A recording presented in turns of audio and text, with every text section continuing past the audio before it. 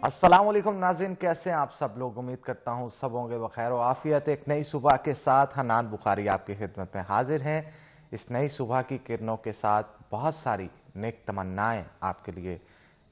हमारी ऑडियंस जो होती है वो हमारे लिए सबसे इंपॉर्टेंट होती है और हमारी ख्वाहिश होती है कि दिन की शुरुआत पे ढेरों ढेर उनको दुआएं दी जाए। तो आज जनाब हम दुआ करते हैं कि आपकी ज़िंदगी में बेशुमार खुशियां आज की सूरज की किरणें लेके आएं और यही नहीं बल्कि गम के जितने भी बादल हैं आपकी ज़िंदगी से छट जाएं। और इसी दुआ के साथ आज का प्रोग्राम जो है वो शुरू करते हैं।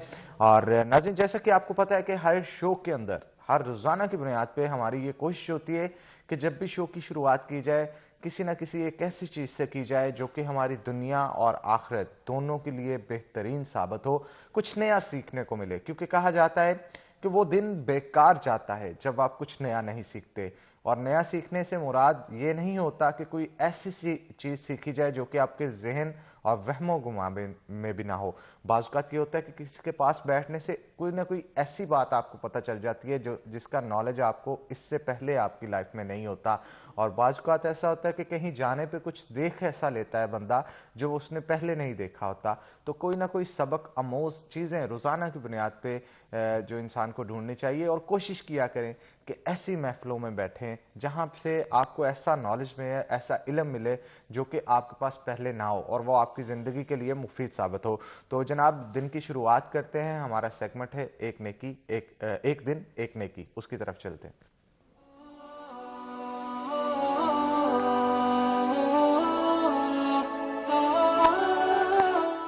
नहमदुहु व नसल्ली अला रसूलिहिल करीम, अम्मा बाद। मेरे दोस्तों, बुजुर्गों, भाइयों, मेरी बहनों, मेरा आज का पैगाम ये है कि खाना खाते हुए भी अल्लाह के नबी सल्लल्लाहु अलैहि वसल्लम की सुन्नतों पे अमल करते रहना, सुन्नत को ना छोड़ना। इमामुल अंबिया अलैहिमुस्सलातु वस्सलाम के मुतालिक आता है, अल्लाह के नबी सल्लल्लाहु अलैहि व आलिहि वसल्लम खाना खाने के बाद अपनी 3 उंगलियों को चाट लिया करते थे।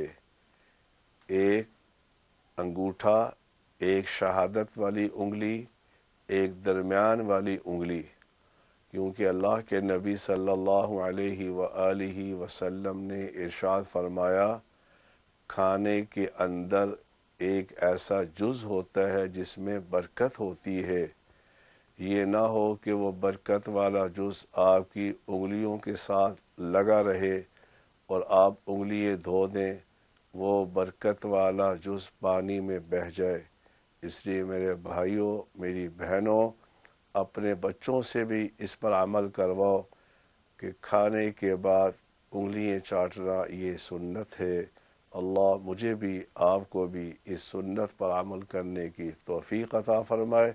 व आखिरु दावाना अनिल हम्दुलिल्लाहि रब्बिल आलमीन। बहुत शुक्रिया मुफ्ती साहब आपका। और हम दुआ करते हैं कि अल्लाह ताला इसी तरह हमें जो है वो अपने हिफ्ज़ व ईमान में रखें और दीनों दुनिया की खिदमत करने का मौका दे। तो आगे बढ़ते हैं जनाब। फैसलाबादियों, तैयार हो? जी हाँ, गर्मियां आ रही है जनाब, इस्तकबाल करने के लिए तैयार रहें। आहिस्ता आहिस्ता आहिस्ता आहिस्ता आपके शहर में ना चाहते हुए भी घुसती चली जा रही हैं और दिन ब दिन दर्जा हरारत जो है वो बढ़ता चला जा रहा है और यूं महसूस होता है कि गर्मियों की आमद है। टी शर्ट्स निकाल लें, सर्दियों के कपड़े समेट लें और जितने भी बारीक कपड़े हैं दोबारा से वापस निकाल लें, क्योंकि जनाब प्रेस करके रखें। दिन को जिस तरह से धूप की शिद्दत होती है, यूं महसूस होता है कि गर्मियां जो है वो पूरे आबोताब से इस दफा आएंगी। और यूं भी महसूस हो रहा है कि वक्त से पहले इस दफा गर्मी आती हुई दिखाई दे रही है। वो जो कहा जाता था ना कि जाती हुई सर्दियां एक बार लौट के आती हैं, तो वो सिचुएशन इस दफा नजर नहीं आ रही। मुझे नहीं लगता कि अब चंद दिनों तक जो है वो फैसलाबाद शहर के अंदर कोई बारिश होगी या कोई ऐसी हवा चलेगी जिससे सर्दी की शिद्दत में इजाफा हो। तो दिन ब दिन अब गर्मी की शिद्दत में ही इजाफा होगा। तो जनाब आज का वेदर कैसा रहेगा, देखते हैं टुडेज वेदर में।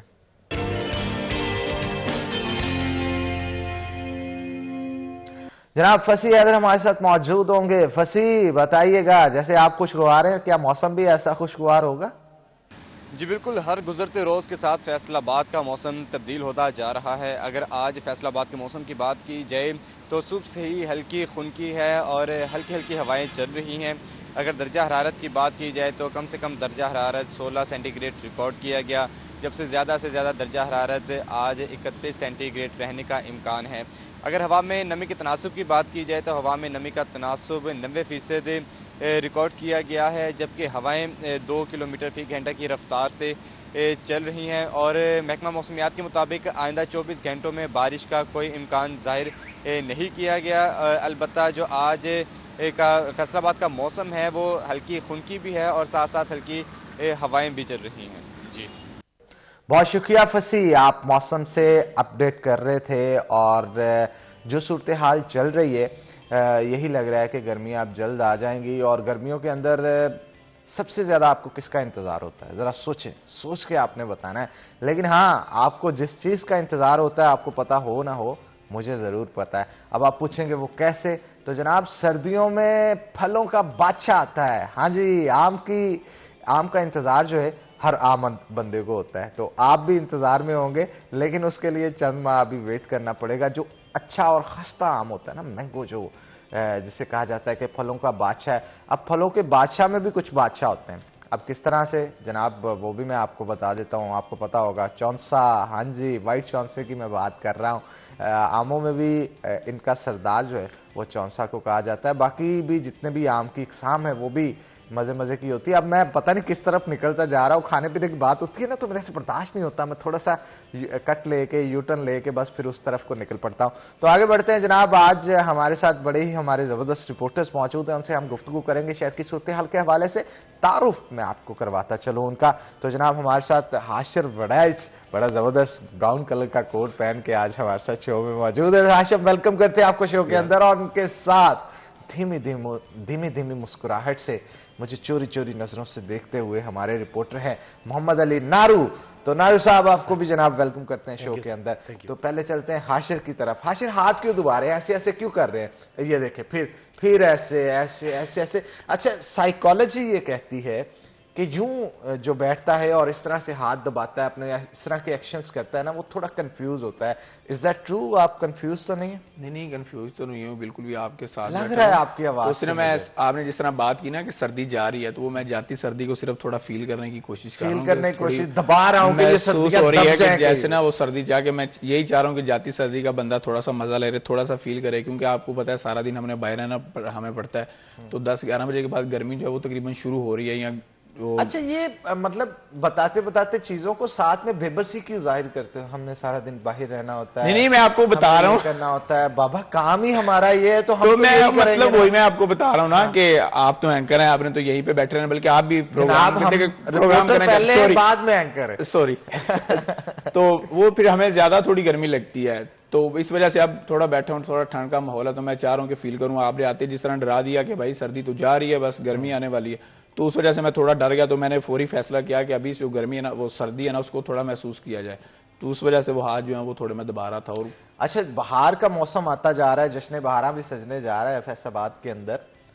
कोर्ट में कैसी बाहर चल रही है? क्या सूरत हाल है? वकला के हवाले से नए नए आपके सदर साहब आए हैं, सेक्रेटरी साहिबान हैं, यूं महसूस होता है बाहर में बड़ी चेंजिंग्स होंगी। कहा जाता है बुलंदो बाला दावे शावे किए जाते हैं, कुछ सच होते नजर आ रहे? जी बिल्कुल। आप तो सबसे पहले आपने बाहर की बात की, तो अदालतों में अल्लाह का शुक्र है फिलहाल हज़ाइन चाह रहे हैं। वो अक्सर हम बैठ के डिस्कस कर रहे होते हैं कि यार शायद महंगाई ज़्यादा हो गई है, केसेज नहीं ज़्यादा आ रहे, ज़्यादा जो खबरें हैं ना वो हमें नहीं मिली। लेकिन ये तो एक अच्छी बात है। जबकि दूसरी अगर बाहर की बात की जाए तो बाहर में अल्हम्दुलिल्लाह हमें देखने में आ रहा है कि जो वादे किए गए थे इलेक्शन से पहले, उनमें अमल दरामद होता नज़र आ रहा है। क्योंकि आपको भी पता है कि अरसा दराज से सबसे बड़ा इशू ये जो है वो उठाया जाता था। अब तो स्पेशली सोशल मीडिया के दौर की बात करें तो वहाँ पर भी ये बात उठाई जाती थी कि बाहर में जो पार्किंग के पैसे हैं जी वो बहुत ज़्यादा लिए जाते हैं, डांट भी देते हैं। कई दफ़ा गाड़ियों के 300, 400 रुपया जो है कई दफ़ा पूरे दिन का वो भी ले लिया जाता है। तो इस हवाले से सबसे पहले जो नई इंतज़ामिया आई है उसने आगे जो गुज़िश्ता जो ठेकेदार था उसके साथ जो ठेका है वो सबसे पहले कैंसिल किया, फिर आके उनकी जानिब से अब नया ठेका दिया गया। और इस हवाले से खसूसी तौर पर जो बाहर के जो सेक्रेटरी हैं इस वक्त मौजूदा राना एम ए बाबर हान या नोमुथीब सेक्रेटरी भी आप उन्हें कह लें, उनकी जानिब से पर जो वो पूरी नज़र रखी जा रही है। वो खुद हमें कह रहे होते हैं कि यार जाओ नोट करो, कहीं जो नया ठेकेदार है या जो नई पार्किंग इंतजामिया वो कहीं ज़्यादा पैसे तो नहीं ले रही या किसी को तंग तो नहीं कर रही। अगर किसी को तंग करी या मीडिया वाले हैं आपकी नज़र में आता है तो आप मुझे बताएं, मैं इनके खिलाफ एक्शन लूँगा। तो इस तरीके से हमें ये कह सकते हैं कि सबसे बड़ा इंतजाम जो मसला था बाहर का पार्किंग का, वो जो हमें थोड़ा बहुत हल होता नज़र आ रहा है। दूसरा, जगह का बहुत ज़्यादा इशू था कि पार्किंग जो है वो गाड़ियाँ पार्क कहाँ पे करनी है। अब भी जहाँ पर जो ठेका दिया जाता है वो आप देख रहे हैं कि सारियाँ गाड़ियाँ या मोटरसाइकिल जो है वो रोड पर ही खड़े होते हैं एक साइड पर करके, तो वहाँ से उनसे पैसे वसूल किए जाते हैं। तो इस हवाले से भी वो इकदाम करते नजर आ रहे हैं। पार्किंग का जो है वो खसूसी बंदोबस्त जो है इस हवाले से तैयारियां वो कर रहे हैं। जो मुतलका हुकाम है उनके दरमियान जो हत्तो किताबत का सिलसिला भी जो है वो लेटर कभी यहाँ से आ रहा है कभी वहाँ से आ रहा है। तो जगह भी जो है वो ऑलमोस्ट उनकी जानिब से कन्फर्म कर ली गई है, जहाँ पर अब प्रॉपर जो बाहर के लिए खसूसी तौर पर जो है वो पार्किंग प्लाजा भी बनाया जाएगा। तो उम्मीद यही की जा रही है कि नई इंतजामिया के होते हुए हमारा एक तो जो पार्किंग के चार्जेस का इशू होता था आम पब्लिक का, कि जो वहां पर गाड़ी खड़ी करते थे, मोटरसाइकिल खड़े करते थे, वो भी हल हो जाएगा। और इसके साथ जो आम पब्लिक थी उसको एक ये भी इशू होता था कि रोड के ऊपर ही गाड़ियां खड़ी हैं, वो सारा जिस तरह जिला कौंसिल सारा रोड आप देखें तो ज़रिए यूनिवर्सिटी तक तकरीबन अब हम कह सकते हैं वो सारा रोड हमें ब्ला के नजर आ रहा होता है, क्योंकि वकला हजरात की गाड़ियां जो है वो वहां पर लगी होती हैं। तो ये भी इम्कान है कि ये जो ट्रैफिक का एक मसला था या जगह का जो इशू था वो भी हमें जल्द से जल्द जो है वो हल होता नजर आ रहा है। तो इस बुनियाद पर या इब्तदाई तौर पर जो इकदाम किए जा रहे हैं इस हवाले से हम कह सकते हैं कि नई इंतजामिया जो है वो अपने वादों पर कम से कम 50% तो हमें अमल करती नजर आएगी, या 50% जो उनके वादे हैं वो एक साल के अंदर उनको मुकम्मल करेंगे। लेकिन अभी तक काम जारी है, तो इस हवाले से मजीद जैसे जैसे आगे काम होता जाएगा हम अपने जो नाजरीन हैं उनको भी इस हवाले से आगाह करते रहेंगे। लेकिन स्टार्ट जो है वो उनका बहुत ज़्यादा ज़बरदस्त है, अच्छे तरीके से जो वादे किए काम करते हमें नजर आ रहे हैं। नई इंतजामिया जब वो रात 11 से 12 बजे तक जो है वो बाहर में बैठी जो वकला के मसाइल हैं उनको मसाइल सुन रही है, उनके मसाइल हल करने के लिए इकदाम कर रही है। किस तरह के मसाइल होते हैं वकला के जो रोजाना की बुनियाद पर लेके आते हैं? उनमें से बात जो मसाइल हैं वो हम यहाँ पे बता नहीं सकते। दूसरा इशू ये आता है कि जो वकला क्यों नहीं बता सकते, मतलब वो कुछ और ही समझा जाएगा ना। मतलब होता ही है कि वकला जो है फॉर एग्जाम्पल वकला बरादरी है, कहीं उनके केसेस के इशू आ जाते हैं कि यहाँ थाने में इशू आ गए, हॉस्पिटल गए तो वहां पे इशू बन गया जी उसने रोक लिया या ज्यादा देर तंग किया या टाइम नहीं दिया। तो इस तरह के भी बाद मसाइल होते हैं। लेकिन दूसरे मसाइल भी होते हैं, जिस तरह नौजवान जो वकला है उनका इस वक्त हनान भाई सबसे ज्यादा बड़ा इशू ये है कि उनके पास जो है वो प्रैक्टिस उनकी चल रही है, चैम्बर उनके पास नहीं है, बेचारे वहां कहां पे बैठ के प्रैक्टिस करें, ये इशू जा रहा है। फिर जिस तरह माशी मसाइल का उनको इस वक्त बेहद सामने है, महंगाई इतनी ज्यादा हो गई है, केसेस है नहीं, तो वो बेचारे लोग जो है वो इस हवाले से मजबूर होते हुए हमें नजर आते हैं कि यार छोड़ दो ये काम ही, क्योंकि वो घर वाले भी कहते हैं भाई 5 साल पहले आपने LLB पे लगा दिए, अब 3 साल आपको यहाँ पे हो गए, 2 साल हो गए और हमें कोई 1 टका नहीं आप दे रहे। तो इस तरह के जो हर हालात ऐसे हो चुके हैं पाकिस्तान के, इवन अब तो कहा जाता है कि एक शख्स 2-2 जॉब्स जब तक ना करे तब तक हालात जो है उसके घर के बदले नहीं जा सकते। अच्छा जनाब, एक तो आज हम बाहर के हवाले से वकला के हवाले से गुफ्तगू कर रहे हैं, दूसरा महंगाई के ऊपर आज स्पेशली हमने चूज किया इस टॉपिक को, क्योंकि पेट्रोल हो, दिगर चीजें हों, अशिया खुरोनोश हो, हर चीज को पर लगे हुए हैं, हर चीज हवा में उड़ रही है और किसी की पकड़ में नहीं आ रही। तो इसके ऊपर अगर आप भी पार्टिसिपेट करना चाहते हैं शो के अंदर, अगर आप भी अपना कोई मसला, अपना कोई मुद्दा बयान करना चाहते हैं शो के अंदर, तो जनाब नंबर आपकी स्क्रीन के ऊपर मौजूद है, आप सिर्फ और सिर्फ कॉल करेंगे, हम आपको शो का हिस्सा बनाएंगे। ना सिर्फ हिस्सा बनाएंगे, आपकी आवाज जो है वो हकाम बाला तक पहुंचाने की कोशिश करेंगे। शहर फैसलाबाद में किसी किस्म के आपको मसाइल हैं तो जनाब आप सिर्फ और सिर्फ कॉल कीजिए, क्योंकि अल्हम्दुलिल्लाह 41 चैनल को ना सिर्फ हमारी आवाम बल्कि अफसरान भी देख रहे होते हैं, तो बाज़ औक़ात आपकी आवाज़ जो है जब उन तक पहुंचती है तो मसला फौरी हल हो जाता है। तो आगे बढ़ते हैं, हमारे साथ मोहम्मद अली नारू मौजूद हैं, उनसे भी गुफ्तगू करेंगे। और घूर घूर के मुझे उस वक्त से देख रहे थे कि कब मेरी तरफ आएंगे, मुझसे पूछेंगे। तो जनाब मुझे बताएं ज़रा शहर की सूरत हाल के हवाले से पहले तो, कि आज फिर मैं आ रहा था, जब स्टूडियो की तरफ आ रहा था, ऑफिस की तरफ आ रहा था, कुछ पॉइंट्स है शहर में जहाँ पे आटे की लाइनें लगी हुई मैंने देखी हैं, लोग दर बदर धक्के खा रहे हैं, खवातीन खड़ी हैं और एक आटे के थैले के लिए जो है वो लोग कहते हैं कि तकरीबन आधी दिहाड़ी हमारी इसी काम में गुजर जाती है। क्या कहेंगे? हाँ हनान भाई, आटे का जो बहरान है वो ओवरऑल अब गुज़श्ता कोई 4-5 रोज़ से हमें कम होता दिखाई देता है, लेकिन फिर भी चूँकि शहर बड़ा है तो हमें हर जगह पर दिख जाते हैं ऐसे पॉइंट्स। लेकिन जैसे कि गुज़श्ता हमने प्रोग्राम में आपके साथ जिक्र किया था कि हमने पॉइंट्स बताए थे कि फ़लाँ जगह पे पॉइंट्स लगे हैं, और आज अल्हम्दुलिल्लाह अच्छी बात है कि उन पॉइंट्स की तादाद में कमी आई है। जैसे कि आपने जिक्र किया, आप चूँकि गुलाम मोहम्मदाबाद कलीम शहीद वाली साइड से आते हैं तो वहाँ पर 2 से 3 पॉइंट्स लगते ही लगते हैं। तो उन पॉइंट्स पर मसला ये है, अब जो तस्वीर का दूसरा रुख है वो ये है कि आटा तो चले उनको कितारों में मिल रहा है, लेकिन ज़्यादा जो संजीदा इशू है वो ये बन गया है कि आटे की जो क्वालिटी है वो नाकिस है। अक्सर लोग आटे के इस्तेमाल के बाद, सरकारी आटे के इस्तेमाल के बाद बीमार पड़ रहे हैं और कंप्लेंट्स आ रही हैं, ये शिकायत आ रही हैं कि आटे में ज़्यादा जो आटा है वो छानने के बाद उसमें से वेस्ट निकलती है, गंदम की मिकदार कम है और वेस्ट ज़्यादा है। और वेस्ट से हटकर रोटी के टुकड़े भी जो आटा लेकर जाते हैं शहरी, उनको रोटी के टुकड़े भी मिले हैं, साबित सालिम टुकड़े। ये हालात हैं सरकारी आटे के, जो आटा धड़ाधड़ शहरियों को दिया जा रहा है, पॉइंट्स पर उनको दिया जा रहा है, उनकी सेहत के साथ खिलवाड़ किया जा रहा है, कोई पूछने वाला नहीं है। और ये कंप्लेंट्स मुसलसल गुज़श्ता दिनों से आ रही हैं, लेकिन अभी तक किसी के कान पे जूं तक नहीं रेंगी है। और इंतजामिया ये आटा लाते कहाँ से, मतलब कौन सी फ्लोर मिल्स हैं जो कि इन्होंने मुख्तस की है कि यहाँ से आएगा? ये तो फ्लोर मिल्स जो इनकी मुख्तस करदा फ्लोर मिल्स हैं वो चुनिंदा सी हैं, वहां से आटा जा रहा है। लेकिन जो मसला है वो ये है कि जो शहरियों को आटा मिल रहा है, अगर उनकी जानिब से कंप्लेंट्स आ रही हैं तो ज़िली इंतज़ामिया उसमें हरकत में क्यों नहीं आ रही? मतलब कि एक बुनियादी शय है, आटा है, हर घर की ज़रूरत है, लोग खरीद रहे हैं, उसको लेके जा रहे हैं, आप उसकी क्वालिटी बेहतर करें। आपने ये किया कि आपने सरकारी आटा सरकारी रेट्स में मुहैया कर दिया, ये आपकी अचीवमेंट है, मान लेते हैं। लेकिन अगर आप उसकी क्वालिटी पर कॉम्प्रोमाइज़ करते हैं, आपके इल्म में आ चुका है कि उसकी क्वालिटी अच्छी नहीं है, वो आटा सेहत बख्श नहीं है, तो आप उसको थैलों की जांच पड़ताल करवाएं, आप उसकी क्वालिटी को मैयर करें, आपके पास फूड अथॉरिटी है, जो भी आपके पास प्रोसीजर है वो सारा करें, और आप उन किरदारों को सामने लेकर आएं और उनको जो कैफे किरदार तक उनको पहुंचाएं, ताकि आइंदा से वो ये हरकत ना कर सकें। ये तो थी हनान भाई आटे की बात। अब एक नया अब हो ये चुका है हमारे मुल्क में कि एक बहरान थमता नहीं है, दूसरा सर उठाए सामने आ जाता है। उनमें से अब आप बात कर लें कि फैसलाबाद में गुज़श्ता 20 रोज से फैसलाबाद के ये यूटिलिटी आप ठीक कह रहे हैं अली, हम इस पे मजीद चर्चा करेंगे, लेकिन हमारे साथ एक कॉलर मौजूद हैं, हम उनसे बात करते हैं। अस्सलाम वालेकुम। वालेकुम सलाम जी, कौन सा बात कर रहे हैं और कहां से? भाई मैं मोहम्मद जवेद बोलदा, मजदूर बंदे हैं, तनख्वाहां वधियां ने पईयां ते महंगाई इन्नी होई जा रही है। जी जी, जवेद साहब फैसलाबाद के किस इलाके से बिलोंग करते हैं आप? मैं ढुलिया लूमा तक काम करदा जी। ठीक है, बिल्कुल ठीक कहा आपने जवेद साहब, बहुत शुक्रिया कॉल करने का। ये नारू, ये भी अली क्या कहेंगे आप इसके ऊपर कि महंगाई दिन ब दिन बढ़ती जा रही है, शेयर खुरोनोश की कीमतें तकरीबन डबल होने के करीब हैं, और एक बंदा है जिसकी दिहाड़ी 700 है, वो आज भी 700 है, 600 हो सकती है लेकिन 700 से 800 या 1000 रुपये पे नहीं जाती।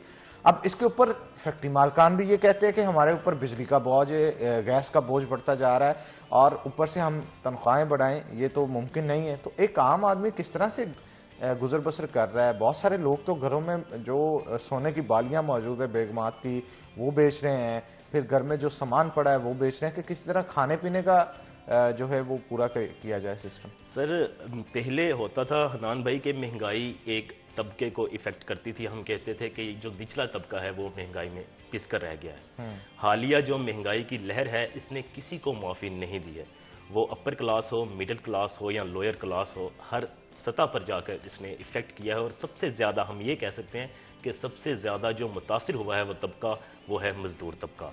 एक माह कबल हुकूमत की जानिब से अलाउंसेज में इजाफा किया गया, 186 रुपये मजदूर की मजदूरी में इजाफा किया गया, 186 रुपये।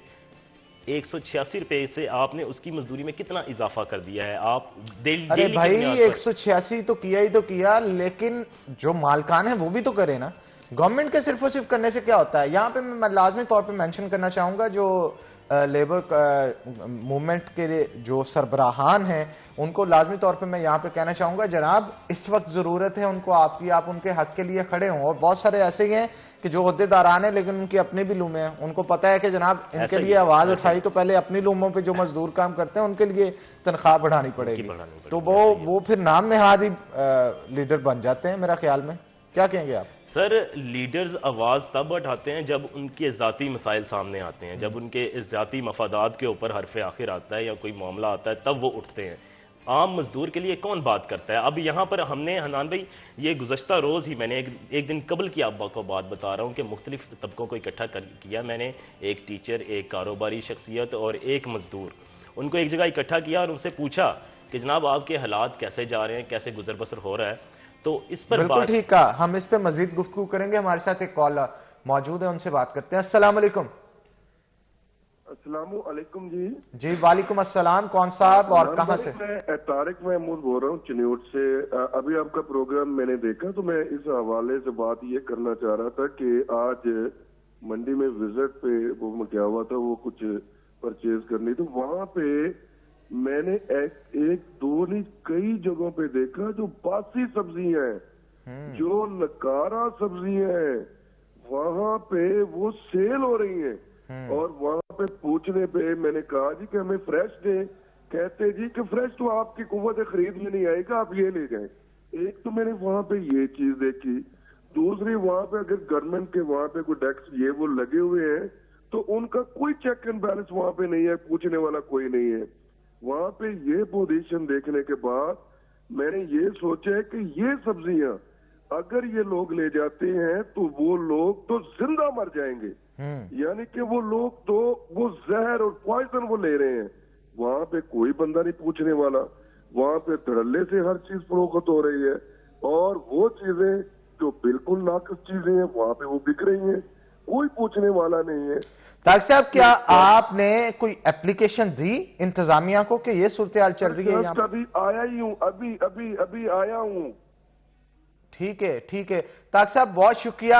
मैं आपके सवाल का तफसीली जवाब दूंगा, लेकिन एक छोटी सी ब्रेक के बाद। यहां पे ब्रेक का वक्त होता है, तो जनाब छोटी सी ब्रेक लेंगे, ब्रेक के बाद दोबारा हाजिर होते हैं। कहीं मत जाइएगा, हमारे साथ रहिएगा।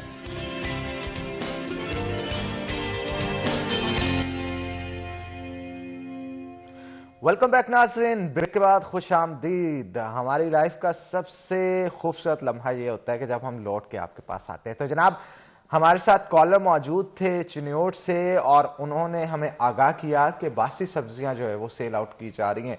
तो ये सिर्फ और सिर्फ चिन्योट की आवाम के लिए नहीं, मैं लाजमी तौर पर यहां पे उस हर आम शख्स को मेंशन करना चाहूंगा जो इस वक्त हमारा चैनल ट्यून करके बैठे हैं। तो जनाब अवेयरनेस बहुत इंपॉर्टेंट चीज है। वो किस तरह से कि आप थोड़ा सा सरकारी मामलात को समझें। अब मैं ये बात किस तरह से और क्यों कर रहा हूं, इसको लिंक करूंगा बाद में, ताकि पहले मैं आपको बता दूं कि ये मैं बात जो है वो करने जा रहा हूं, उसका मकसद क्या है। तो जनाब सरकारी मामलात को क्यों समझा जाए। अब आपको कोई भी शिकायत है, जैसे भाई ने बताया कि मुझे सब्जियां जो है वो बासी मिल रही हैं या बाकी लोगों को भी दी जा रही हैं, तो एक मामूल बना रहे अपना।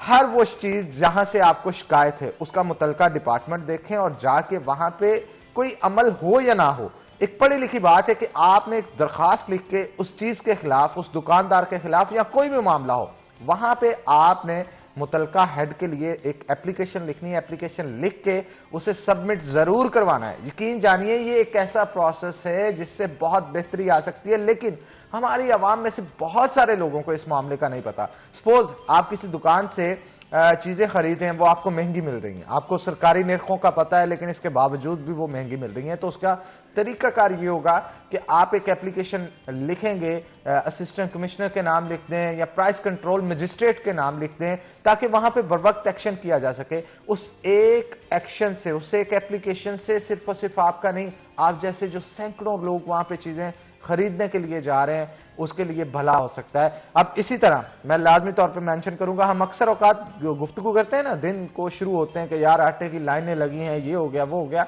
आप डीएफसी के नाम या assistant commissioner, deputy commissioner, commissioner के नाम आप एप्लीकेशन लिखें, उनको बताएं जनाब कि इस पॉइंट पे आपके इतने ट्रक्स लगते हैं, ये इशू आ रहा है, इन पॉइंट्स को बताया जाए, बढ़ाया जाए, या फिर इसके अलावा बाकी मसाइल जो हैं उनको हल किया जाए। तो मैं फिर से मेंशन करूंगा, आपको कोई भी इश्यूज हैं, आप किसी चीज पे भी डिस्कस करना चाहते हैं, तो हमारा प्लेटफॉर्म आपके लिए फ्री है। ये शो तो हम आ जाते हैं, बैठ जाते हैं रोजाना की बुनियाद पे हल करने के लिए आपके मसाइल। ये आपका शो है, आपने पार्टिसिपेट करना है, तो जनाब कॉल करें, अपने इश्यूज बताएं। तो चलते हैं अली नारू की तरफ। नारू साहब, ये जो सब्जियां बासी दी जाती हैं, बात तो इनकी ठीक है, चंद दिन पहले की पड़ी हुई या स्टोर में लगी हुई सब्जियां निकाल के रख दी जाती हैं, आवाम को फिर फ्रेश रेट्स पे ऊपर जो है देना वो मुश्किल हो जाता है, क्या कहेंगे? हनान भाई, आपने बड़ी ज़बरदस्त खुद तफसीली जवाब दिया और आपने तमाम उन पॉइंट्स का अहाता कर लिया जो बातें मैं करने जा रहा था, उन पर आपने रोशनी डाल दी है। अब मैं इसका दूसरा रुख आपके साथ शेयर करूंगा कि आया क्यों इंतज़ामिया ही हरकत में आए, हमारे खुद के ज़मीर क्यों नहीं जागते हैं? क्या जो सब्जियां मैं बेच रहा हूं, क्या मेरे इल्म में नहीं है कि ये बासी है? क्या मुझे नहीं पता कि इसका जो पैसा मेरे पास आना है वो किसी न किसी सूरत में मेरे बच्चों के पास जाना है, और वो जब बच्चों के पास जाएगा वो ग़िज़ा की सूरत में जाएगा, वो उनकी तालीम की सूरत में जाएगा, वो उनकी नशनुमा की सूरत में जाएगा, तो क्या वो जो प्रोडक्ट तैयार होगा। माजरत चाहूंगा अली नारू, आपको मैं बार बार काट रहा हूं, लेकिन हमारे लिए ना पब्लिक भी बहुत इंपॉर्टेंट होती है, क्योंकि वो इश्यूज बताएंगे तो आप उस पर वो डिस्कस करेंगे। तो हमारे साथ एक कॉलर मौजूद है। अस्सलाम वालेकुम। वालेकुम सलाम जी, कौन सा बात कर रहे हैं और कहां से? सर, मैंने पहले अपना मौका बयान किया है कि हनान बुखारी से बात करनी है। मैंने जी, मैं हनान बुखारी बात कर रहा हूं प्यारे भाई। हेलो, महंगाई के दौर में हम किसी के कुछ भी नहीं लगते, हम टैक्स भी देते हैं, हर चीज देते हैं, फिर हमारा हक नहीं महंगाई के साथ हमारी तनख्वाह बढ़े। बिल्कुल ठीक कहा आपने, बिल्कुल ठीक कहा जनाब, हम आपके साथ हैं और आप ही के लिए आवाज उठा रहे हैं। तो इसके ऊपर मैं लाजमी तौर पे लेबर से रिलेटेड टीवी पर ही आती है, आगे नहीं जाती आवाज उठाने। मोहम्मद नाजिम साहब, मुझे जरा ये बताएं कि आपकी जो लेबर के जितने भी साथ आपके लोग हैं, क्या आप मिलके अपने जो सदर बनाए देते हैं, वो कहते निकाल देंगे तुझे। तो आपका जो लेबर कोर्ट है, कभी इसमें हो जाए 10 मिनट लेट हो जाए, वो उनकी गलती वो नोट करके उसे निकाल देते हैं, फिर कहां जाए हम? नाजिम साहब, जब आपको निकालने की धमकी देते हैं तो आप लेबर कोर्ट से रजू क्यों नहीं करते? और साथ हमारे साथ में नहीं कुछ जाते। बिल्कुल, हम ना इस पे मजीद लेबर कोर्ट से हम क्या। बिल्कुल नाजिम साहब, आप हमारे साथ बने रहिएगा। हमारे साथ लेबर कोड के हवाले से इंफॉर्मेशन लेने के लिए हमारे रिपोर्टर जो हैं वो हाशिर वडाई साहब मौजूद हैं। मैं उनसे लाजमी तौर पे ये मैं इसलिए डिस्कस कर रहा हूं, आप गौर से सुनिएगा, आपके हकूक क्या है और उन हकूक को किस तरह से यूज कर सकते हैं। लेबर कोड के हवाले से हाशिर मुझे बताइएगा कि अगर इस तरह से कोई भी बंदा उठ के अपनी फैक्ट्री से किसी को भी निकाल देता है तो क्या ये लोग जाके वहां पे अपील दायर कर सकते हैं और उसके खिलाफ कार्रवाई कर सकते हैं? जी बिल्कुल हन्नान भाई, जिस तरह आपने बात की, ये भी शायद किसी जो है लोगों के या कहीं पे ये भी मजदूरी कर रहे हैं, तो जिस तरह उन्होंने अपना मसला बयान किया कि जी जब हम इस तरह करते हैं या अपने हकूक के लिए, अपनी तनख्वाह के लिए जब हम बात करते हैं तो हमें धमकी दी जाती है कि हम आपको निकाल देंगे। तो इसके लिए बिल्कुल इनके लिए लेबर कोड मौजूद है, लेबर कोड में जाएं, वहां पर जो अपना सवाल है वो उठाएं। और फैसलाबाद की जब हम बात कर रहे होते हैं तो सबसे अहम हम समझते हैं लेबर कोड को, क्योंकि फैसलाबाद जो है वो इंडस्ट्रियल सिटी है, यहाँ पर जो लाखों मजदूर हैं जो इस वक्त यहाँ पर काम कर रहे हैं, तो लेबर कोड जो है वो यहाँ पर हमें काम करती नजर आती है। और मैंने अपनी आंखों से कई केसेस ठीक है काम करती हाशिर नजर आती है। यहाँ पे इनका मुद्दा बयान करें, सपोज इनको अगर जॉब से निकाल देते हैं, ये क्या तरीकाकार इख्तियार करते हैं कि वहां पे जाके वो कौन सी एप्लीकेशन दे और उस पर कौन कौन से हकूक इनके पास मौजूद है गवर्नमेंट की तरफ से या कानून की तरफ से, आइन की तरफ से, जिससे ये अपना हक हासिल करने के लिए उन पे केसेस कर सकते हैं और किस तरह से कर सकते हैं, क्या क्या चीजें इनको मिल सकती हैं? देखिए सब इसमें सबसे पहले तो हमारी जो आवाम जाती है ना, उसकी आसानी के लिए काम यह है कि किसी एक वकील को पकड़े, वहां पर जाके अपनी एप्लीकेशन लिखवाए और एप्लीकेशन जो है वो अपनी लेबर कोड में जमा करवा दे। लेबर कोड जो है वो सबसे पहले तो देखेगी कि आया जब इन्होंने वहां पर ज्वाइनिंग दी किसी भी जॉब में तो वहां पर उन्होंने टर्म एंड कंडीशन जो है वो इनकी इस हवाले से क्या लिखी थी। और होता ही है हमारे यहाँ माजरत के साथ हमें कहना पड़ता है कि हमारे जो ज्यादातर जो मजदूर तबका है वो अनपढ़, वो टर्म एंड कंडीशन जो है वो पढ़ते ही नहीं, तो जो है वो फिर इस तरह चले। अब for example term and condition में लिखा हुआ है कि वो किसी भी हंगामी सूरत हाल के अंदर इन बंदों को निकाल सकते हैं, तो फिर वहां पर जो अदालत है वो भी क्या करेगी? सबसे पहले तो हमें यही चाहिए कि अवेयरनेस हासिल करें कि जो टर्म एंड कंडीशन है वो क्या है। लेकिन खैर छोड़ें, जो भी हुआ कंपनी ने निकाल दिया, उसके बाद जाते हैं अपनी जो एप्लीकेशन है वो वहां पर जाएं, सबसे पहले अपना इशू बताएं, फिर वो वकील देखेगा कि आया ये जो सादा जुबान में मैं कह रहा हूँ कि आया ये जो इनका मसले इस पर जो दफात हैं वो क्या लगती हैं, कौन सा सेक्शन जो है इस पर लगता है। तो इसके बाद जो है उनका केस जाएगा अदालत में, अदालत जो है वो इस मामले को सारा देखेगी कि आया क्या इसको सिर्फ एक जाती रंजिश की बुनियाद पर, इस जाती रंजिश से मेरी मुराद यहाँ पर यह है कि फॉर एग्जाम्पल ये आवाज उठाते हैं कि हमारी जो तनख्वाहें हैं वो बढ़ाएं, तो इस बुनियाद पर उन्होंने निकाल दिया, तो वहां पर वो जाएं, अपना केस लड़ें, अपने जो प्रूफ है वहां पर वो दें। और मैंने खुद देखा वहां पर लोगों को उनकी 3-3, 4-4 साल की जो सैलरीज हैं बड़ी, यहाँ पर मैं नाम नहीं लेना चाह रहा, कि बड़ी बड़ी जो वीआईपी हैं, जो हैं हम सबसे मशहूर ब्रांड्स कहते हैं, उनकी जो मिल्स हैं या उनकी जो फैक्ट्री हैं, उनके जो लोग हैं वो वहाँ पर मैंने देखे हैं, एक मजदूर जो है उनको अदालत में खींच के ले आता है, वहाँ पर अदालत उनको बुलाती है और उनको प्रूफ करना पड़ता है, और वो बाद में अक्सरियत जो है वो केस हार जाती हैं, और बाद में जो लोग होते हैं, मजदूर होते हैं, जिनका हक मारा होता है, उनकी कई सालों की जो तनख्वाहें वो देते हैं। इनको तो ये इशू बन रहा है कि अगर आवाज़ उठाई तो इनको जॉब से ना निकाल दें। यहाँ पर मैंने ऐसे लोगों के भी केस देखे हैं जिनको, हन्नान भाई यकीन करें, 2-2 साल से तनख्वाहें नहीं मिली, तो वो भी लोग जब जाते हैं तो अदालतें जो है वो उनको इंसाफ फराहम करना पड़ता है। जिस तरह बात हुई, जिस तरह अभी आपने महंगाई की बात की, तो हमें देखना चाहिए कि अगर मेरे साथ ये इशू बन रहा है तो इस पर फोरम कौन सा है, फॉरम कौन सा है। एग्जैक्टली आपने बिल्कुल ठीक कहा। अच्छा, यहां पे मैं लाजमी तौर पे मेंशन करना चाहूंगा, सिस्टम जो है ना, सिस्टम के साथ उसका हिस्सा बनने की कोशिश किया करें। अब सिस्टम का हिस्सा किस तरह से बनना होता है, हर चीज के लिए कानून, रूल्स एंड रेगुलेशंस मौजूद है। उन रूल्स एंड रेगुलेशंस को आप तक पहुंचाने के लिए कोई शख्स तैयार नहीं होता। अगर नहीं कोई पहुंचा रहा, किसी ने आके नहीं बताना, आप उसकी तलाश करें, उसकी जुस्तजू में निकलें, ताकि आपको अपने हक जो है उसके बारे में पता चल सके। कल मैं एक एडिशनल डिप्टी कमिश्नर है, हमारे बड़े अच्छे दोस्त, उनके पास बैठा था। यकीन जानिए, वहां पे एक मिल का मुलाजिम आया जिसको कोर्ट के आर्डर मिले थे कि जनाब इसको निकाला गया है, अब 4.5 लाख रुपया इस मिल को इसे पे करना पड़ेगा। हालांकि उनका वो जुरिस्डिक्शन के अंदर नहीं आ रहा था, लेकिन इसके बावजूद भी, क्योंकि वो शख्स बहुत गरीब था और यकीन जानिए उसकी आंखों में आंसू था, उन्होंने उसे हेल्प आउट किया, उनको रास्ता बताया। अगर वो उनके मतलब मामले में नहीं भी आ रहा था, उसको रास्ता बताया कि इस तरह से अगर आप जाएं तो ये मामला जो है इस तरीके से हल हो सकता है।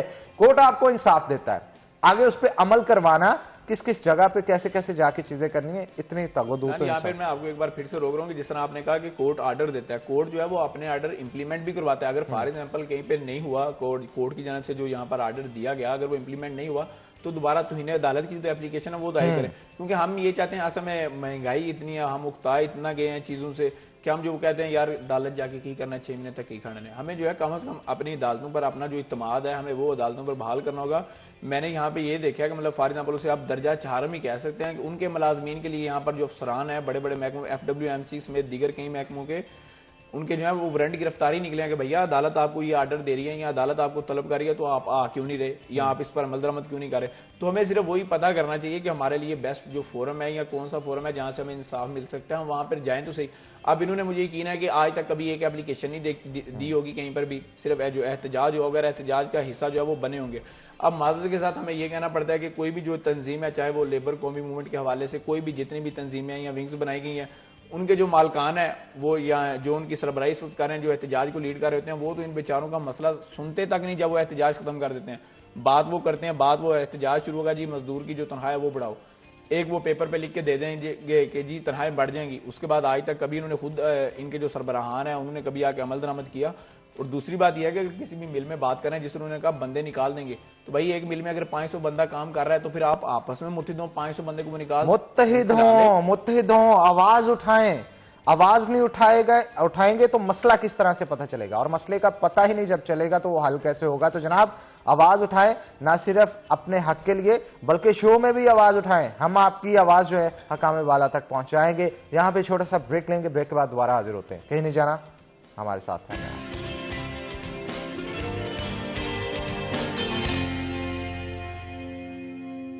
वेलकम बैक नाज़रीन, ब्रेक के बाद खुश आमदीद। जनाब फोन उठाएं, कॉल घुमाएं, हमारे शो में आएं, अपने मसले बताएं ताकि उनको हल किया जा सके। अगर नहीं हल कर सकते, कम से कम उसका हल करने का तरीका हम जरूर बताएंगे। उस तरीके पे अमल करने के बाद आपको कुछ ना कुछ अफाका उस मसले से जरूर होगा। तो हमारे साथ अली नारू मौजूद हैं, हम उनसे भी मजीद गुफ्तगू करते हैं। तो जनाब अलनार साहब, बासी सब्जियों पे हमारी गुफ्तगू हो रही थी कि बहुत सारे ऐसे सिटीजन्स हैं जिनको इंतजामिया की जानिब से जब कार्रवाई नहीं की जाती तो दुकानदार जो हैं वो उन्हीं रेट्स के ऊपर जो फ्रेश सब्जियों के होते हैं उस पर बासी सब्जियां दी जाती है। जैसे चिनौर से हमारे साथ कॉलर पे मौजूद थे, इनके खिलाफ क्या एक्शन हो सकता है, एक्शन करवाने का तरीका क्या है, और जब एक्शन होता है तो क्या उसका कोई लाइसेंस होता है या जुर्माना होता है, क्या तरीका होता है, जरा बताइए। तो अच्छा सर, ऐसा है कि आपने जब देख लिया कि सब्जी बासी है तो आप तो पहली बात है, आप बहसियत शहरी आपकी जिम्मेदारी है कि आप उसके खिलाफ आवाज उठाएं। पहले तो उस दुकानदार के खिलाफ आवाज उठाएं जो कि दिन दिहाड़े आपको बासी सब्जी रेट्स पर, वही रेट्स पर बेच रहा है, बल्कि महंगे दामों बेच रहा है। दूसरा यह है कि सरकारी रेट की निर्ख रेट लिस्ट जो है वो हर दुकान पर लगी अवेजा होती है। आप उसको देख सकते हैं। अगर अवेजा नहीं है तो फिर भी उसकी कंप्लेन बनती है, अगर अवेजा है तो उसके नीचे ही टोल फ्री नंबर लिखा होता है, मार्केट कमेटी का भी लिखा होता है, मजिस्ट्रेट का भी लिखा होता है, आप उनसे रब्ता कर सकते हैं। अगर वो रेट लिस्ट वहां पर अवेजा नहीं है तो आपकी इनफरादी थोड़ी सी जहमत है, आपको थोड़ी सी जहमत उठानी पड़ेगी। आप मुतलका इंतजामी इदारे हैं, आपका डीसी ऑफिस है, आपका एसी ऑफिस है, आप वहां पर आकर सिंपल कंप्लेन सेंड मेल जाकर छोटी सी दरख्वास्त देकर या फिर मुंह ज़बानी उनको बताकर आप मुतलका जो दुकानदार है उसके खिलाफ कार्रवाई करवा सकते हैं। ना सिर्फ आपकी कार्रवाई आपकी ज़ात के लिए सूदमंद साबित होगी, बल्कि उस इलाके के मुतलका रिहायशी जो वहां पर रिहाइश पजीर है उनके लिए भी आपकी ये जो काविश है वो रंग लाएगी। ना सिर्फ रंग लाएगी बल्कि नेकियां भी हैं। अच्छा, वाक़ ऐसे होता है अलनारू के एक शख्स है जो कि सब्जी या फ्रूट रेडी के ऊपर सेल कर रहा है। मैं अक्सर देखता हूं कि कुछ लोग ऐसे होते हैं, सभी नहीं, कुछ लोग ऐसे होते हैं जो अच्छा अच्छा फ्रूट ऊपर ऊपर लगाया होता है और जब डालने की बारी आती है वो दावड़ा जो होता है नीचे से उठा के भर के डाल के जल्दी जल्दी पैक करके उसे दे देते। बंदा घर जाके खोल के देखता है, वो कहता है यार मैंने तो एक्स्ट्रा पैसे भरे थे कि अच्छा सामान लेके आऊं, लेकिन इसके बावजूद घर जाके देखते हैं तो वो बहुत सारे वो गले सड़े सेब और मामलात इस तरह के निकलते हैं। इसके ऊपर क्या किया जाए? अच्छा, मैं आपको इसमें थोड़ा सा मज़ा भी ऐड कर लेते हैं कि जो हमारी खातीन हैं वो इस मामले में खासी संजीदा भी दिखाई देती हैं और एक्टिव भी दिखाई देती हैं। ये क्या ले आए हो आप? ये क्या ले आए हो? जब अक्सर ये होता था कि जब मैं वालिदा के साथ जाता था मार्केट तो जब वो बंदा पीछे से जो हमें दिखाया जा रहा है वो नहीं बल्कि नीचे से उठाकर सेब हो गए, कोई फल हो गया, वो डालने की कोशिश करता था, वाले नहीं नहीं ये नहीं लेना, ठीक है, तो आप उसको टोकते थे। मसला ये होता है कि जब मर्द हजरात खरीदारी करते हैं तो ये उतनी ज्यादा कुछ एक्टिव हमें नजर नहीं आते। अगर उस जानिब से अगर 2 नंबरी की जा रही है तो आप अपनी तरफ से एक्टिवनेस का मुजाहरा करें। और अब तो एक और चीज भी दिखती है ना, ओ भाई लेना ले नहीं तो ना आगे चल, ठीक है ना। मेरी माँ जी कहते होते थे पुत्र तू जेडे पैसे लेके गया नकली सी, तू दुकान बदल लेना, ठीक है। हम ये जवाब पेश करते थे बचने के लिए कि माँ जी मेरे इल्म में नहीं रहा, मैंने देखा था, मैंने पैसे दे दिए, खरीद लिए, तेरी आंखा किथे सी, ठीक है। तो ये आप सोसाइटी के वॉचडॉग बने, आप मतलब कि सिर्फ शहरी होना जरूरी नहीं, जैसे आपने पहले बात की हनान भाई कि आगाही हर बंदे के लिए बहुत जरूरी है। वो तभी आएगी ना जब शहरी कॉल करके हमसे डिस्कस करेंगे, बिल्कुल कॉल करके डिस्कस करेंगे और जब खुद को बहसियत शहरी जिम्मेदार समझेंगे कि जनाब ये मसला किसी और के, जब ये हम ये कहते हैं कि यार क्या टाइम नहीं है, फजूल टाइम है, बहस करूं फलां करूं, छोड़ें, आगे बढ़ जाते हैं। जब वो आपका आगे बढ़ना है ना, वो कितने लोगों के लिए परेशानी का बायस बनता है। अगर आप आगे ना बढ़ते, आप 5 मिनट वहां पे खड़े हो जाते, आप उसका सद्देबाब करते। चलें जी, एक और कॉलर भी हमारे साथ अलनारू मौजूद है, हम उनसे भी डिस्कस करते हैं। अस्सलाम वालेकुम जी। जी वालेकुम सलाम। हनान बुखारी साहब, शाहिद बात कर रहा हूँ रजाबाद से। जी जी शाहिद साहब, मेरा सवाल ये है गवर्नमेंट से कि डेली बेसिस पे जो है वो मतलब महंगाई हो रही है, तो हमारी जो है वो सैलरी मिनिमम 25,000 है।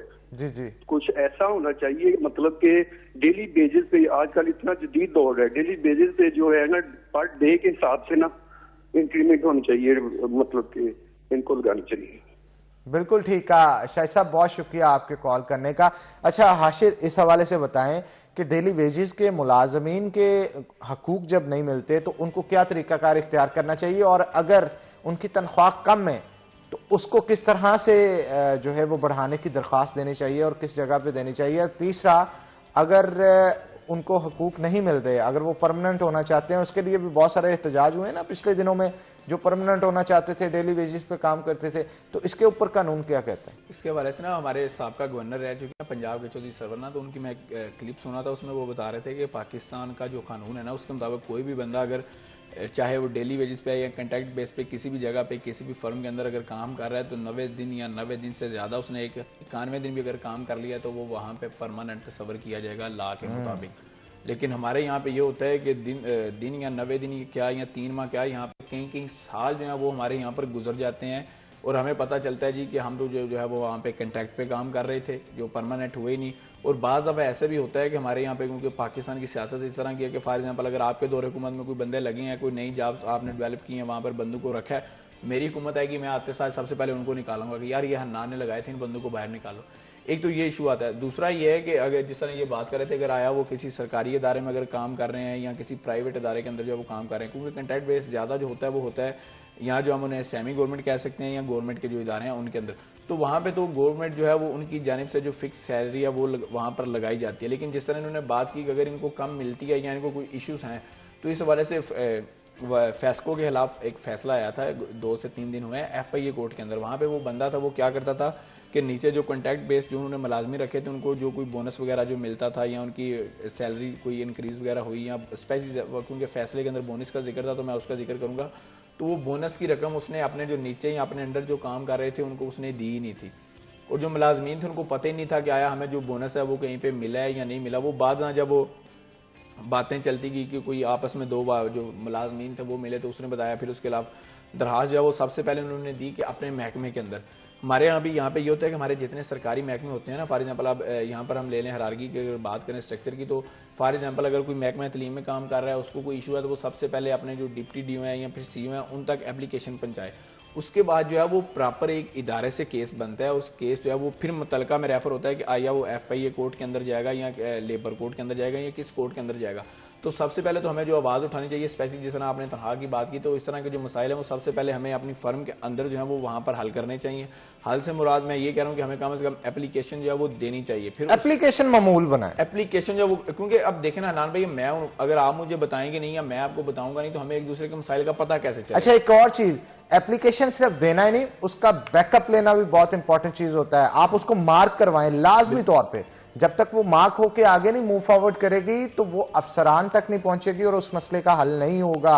आप बाज़ होता है ना कि वो एप्लीकेशन दी, PA ने रख ली, अच्छा देख दें या कर दें या की करना है। इसमें एक सादा सा जुगाड़ी तरीकाकार है, वो ये कि जब भी आप एप्लीकेशन कहीं पे किसी भी इदारे में आप जमा करवाते हैं तो आप अपना उसका जो डायरी नंबर है वो डायरी नंबर लिए बगैर आप कभी वापस नहीं आए। डायरी नंबर के बगैर अगर आप वापस आ गए इट्स मीन कि आपकी जो एप्लीकेशन है वो कहीं पर रजिस्टर्ड नहीं हुई। अब आप आ गए हैं, वल्लाह आलम वो आगे से जो है वो उसको फाइल करता है, उसको रजिस्टर करता है, डायरी नंबर लगाता है या नहीं लगाता। एक तो चीज इसकी एग्जांपल ये भी है ना, जब आप थाने में जाते हैं कोई एप्लीकेशन देते हैं तो वो उसी वक्त कंप्यूटराइज आपको स्लिप देते हैं जिसके ऊपर आपका तमाम केस नंबर या एप्लीकेशन नंबर मौजूद होता है। वो नंबर लें क्योंकि उस नंबर की बुनियाद पे फिर आप किसी भी अफसर को बता सकते हैं ये नंबर। फिर उसका ये भी फायदा ना, हाँ भाई फॉर एग्जांपल आप पुलिस वाले हैं, आपने एप्लीकेशन दी, हफ्ता हो गया, 10 दिन हो गए, 3 दिन हो गए, 4 दिन हो गए, अगर उन्होंने एप्लीकेशन के बाद मुकदमा जो है वो दर्ज नहीं किया, FIR नहीं काटी, उसके खिलाफ कार्रवाई करें। आपका रिटर्न प्रूफ है कि मैं इस वक्त आया थाने में, इस वक्त ये मैंने एप्लीकेशन दी, 4 दिन हो गए और मेरा जो मुकदमा है वो दर्ज नहीं हो रहा। तो इस तरह की चीजें हमें नोट करनी चाहिए। हमारा यहाँ पे माजरत के साथ सबसे बड़ा इशू ये आता है कि हमें पता ही नहीं होता कि वो हमारा जो ये मसला है इसको हल कौन करेगा। हमारा वो इस तरह का कल्चर बन चुका है कि सिफारिशी करवानी है या ताल्लुक के साथ जो काम करवाना है, क्योंकि कम से कम अगर आपका काम नहीं हो रहा, जिस तरह मैंने आपको बताया कि अगर किसी भी सरकारी इदारे में इशू है तो जो मुतलका अफसर होगा सबसे पहले या उस फर्म का जो भी मुतलका हेड होगा, जिले का हेड है या तहसील का हेड है, डिवीजन का हेड है, वो एप्लीकेशन उन सबके पास से गुजरेगी, उसके बाद जो वो प्रॉपर केस बनेगा। अच्छा, एक यहां पे मैं थोड़ा सा एक और चीज ऐड ऑन करता चलूं हमारी पब्लिक की अवेयरनेस के लिए। हर चीज की हायरार्की होती है ना, बिल्कुल, जैसे बड़ा अफसर होता है उससे छोटा, उससे छोटा, उससे छोटा। अब एप्लीकेशन लेके आप सबसे पहले जो जाते हैं वो PA के पास या छोटे अफसर के पास जाते हैं, तो वो एप्लीकेशन रख के अगर आपके ऊपर एक्शन नहीं कर रहा तो यकीन जानिए आपके पास ये हक मौजूद है। जैसे पुलिस के अंदर आप SHO को एप्लीकेशन देते हैं, नहीं अमल होता ना, यकीन जानिए आप एक बार जाके CPO ऑफिस जरा एप्लीकेशन दे के देखिए, फिर मुतलका SHO का हाल देखिएगा आप। और इसी तरह अगर कोई मजिस्ट्रेट या प्राइस मजिस्ट्रेट या कोई नहीं कर रहा, आप डिप्टी कमिश्नर को लिखिए, फिर आप उस मुतलका बंदे के खिलाफ इंक्वायरी होते देखिएगा। अफसरान करते हैं, पब्लिक को नहीं पता होता कि वही बात आती है ना हनान भाई, हमारे इस तरह इशू ये होता है ना कि हम जो है वो दरखास्त देते ही नहीं। हमारा ये काम है कि ठीक है, जिस तरह इलाका में स्टेट की आपने बात की या जो ड्यूटी इस हवाले से महंगाई या कीमतों के हवाले से, तो उसमें आपने जब मुतलका सबसे पहले मुतलका अफसर को जब एप्लीकेशन दी है उसने अमल नहीं किया उस पर, या आपका जो इशू था उसने हल नहीं किया, कोई मसला नहीं, आप अपने पास रिकॉर्ड रखें, उससे ऊपर वाले अफसर के पास जाएं, कम से कम रिकॉर्ड तो अपना रखें। हमारा ये होता है कि हम कहते हैं जी कीमतें ज्यादा हो गई हैं या ज्यादा ले रहे हैं, वो सीधा डिप्टी कमिश्नर के पास जाओ। डिप्टी कमिश्नर ने पूरा शहर देखना होता है, पूरे शहर के उसके पास मसाइल हैं, वो आप सामने जाएंगे, आपकी एप्लीकेशन जो है वो देख भी लेगा, बाद में उसको याद तक नहीं होगा कि ये इस तरह हुआ है। आप प्रॉपर एक चैनल के थ्रू जाएं, वहां पर आपके जो मसले हैं वो हल होंगे। अक्सर हम यहाँ पर खबरें जो है वो पढ़ते हैं और इसमें अवाम का जो है वो नुकसान भी हुआ है, को हम बेसिकली ना वहाँ हम समझें कि यार फैसला होने में ना, या कहीं पे भी आपने अगर एप्लीकेशन देनी है तो बड़ा ज्यादा जो है वो टाइम लग जाएगा, इंतजार करना पड़ेगा, 1 से 2 साल का इंतजार करेंगे। उससे अच्छा ये है कि हम ये करते हैं, ज्यादा पैसे देते थे, या अगर कोई बंदा रिश्वत मांग रहा था हम वो जो है वो दे देते हैं। लेकिन इसमें वहाँ पर भी जो इंतजामिया है, सबसे पहले जो अफसरान है, कम से कम उनको इतना चाहिए कि उनका जो उनके नीचे अफसरान काम कर रहे हैं उन पर उनका चेक एंड बैलेंस हो। कम से कम उनके रिकॉर्ड में इतनी बात आती रहे कि ये जो बंदा है या जो फलां इलाका है, इस इलाके के मसाइल क्या हैं। जिस तरह अगर अली ने आटे की बात की तो पॉइंट्स की आप बात करें तो कम से कम उनको पता होगा कि हमने कहाँ पे हमारे जो पॉइंट्स हैं वो बने हुए और कहाँ से ये शिकायतें आ रही हैं। और हम जो अवाम है, हमें ये पता होना चाहिए कि हमारे साथ अगर ये इशू है तो इसका बेस्ट फोरम क्या है। बिल्कुल ठीक कहा आपने। पब्लिक को मैं फिर से, हमारी जो नाज़रीन है उनको, ऑडियंस को मैं मुखातिब यहाँ पे करना चाहूँगा। आपके इस तरह के किसी भी किस्म के एक्सपीरियंसेस हैं, आप हमारे साथ लाजमी शेयर करें। और अगर किसी को एप्लीकेशन देने के बाद भी कोई इश्यूज आते हैं या कोई रास्ता जानना चाहता है या अपना किसी मसले का हल करवाना चाहता है तो जनाब देर ना करें, फोन उठाएं। हो सकता है बहुत सारे लोग जो फोन नहीं कर रहे उनके भी ऐसे मसाइल हों, आपके सुनने के बाद उनके भी हल हो जाएं, तो ये एक मिरेकल की तरह साबित हो सकती है चीज। तो जनाब हमारे साथ अली नारू भी मौजूद है, उनसे भी गुफ्तगू करते हैं। नार साहब, कभी प्राइस मजिस्ट्रेट के खिलाफ या महंगाई के खिलाफ या किसी इस तरह की चीज के खिलाफ जो एक्शन होना था अफसरान ने ना किया हो, उनके खिलाफ एप्लीकेशन गई हो, कोई इस तरह का केस आपकी नजर में हो? अक्सर तो हनान भाई होता ये है कि इनके खिलाफ एप्लीकेशन जाती नहीं, ठीक है, क्योंकि जो शहरी हैं वो इतने आशना नहीं होते कि इनके खिलाफ भी एप्लीकेशन जानी है। वो अपनी उस एप्लीकेशन के पीछे ही इतनी तगोदो करते हैं कि आया हमारी कार्रवाई हो जाए, क्योंकि हमारे यहाँ पे कॉन्सेप्ट नहीं है कि अफसरान को कानून के नीचे समझने का कॉन्सेप्ट है ही नहीं हमारे यहाँ पर। हम समझते हैं कि ये मुतल्लिका जो अफसर है यही सब कुछ है, ऐसा कुछ नहीं है। आप जैसे प्रॉपर चैनल हाशिर भाई ने जिक्र किया है कि आपका अगर काम नहीं हो रहा तो आप उससे ऊपर के लेवल पे चले जाएं, ठीक है। अब ये तो हर बंदे को पता ना कि शहर का एक डिप्टी कमिश्नर है, एक एसी है और एक कमिश्नर है, ठीक है। कमिश्नर का सबसे बड़ा लेवल है, वो डिविजनल है, वो डिविजनल हेड है। आपकी एक जगह सुनवाई नहीं हो रही, आप दूसरी जगह पे जाएं।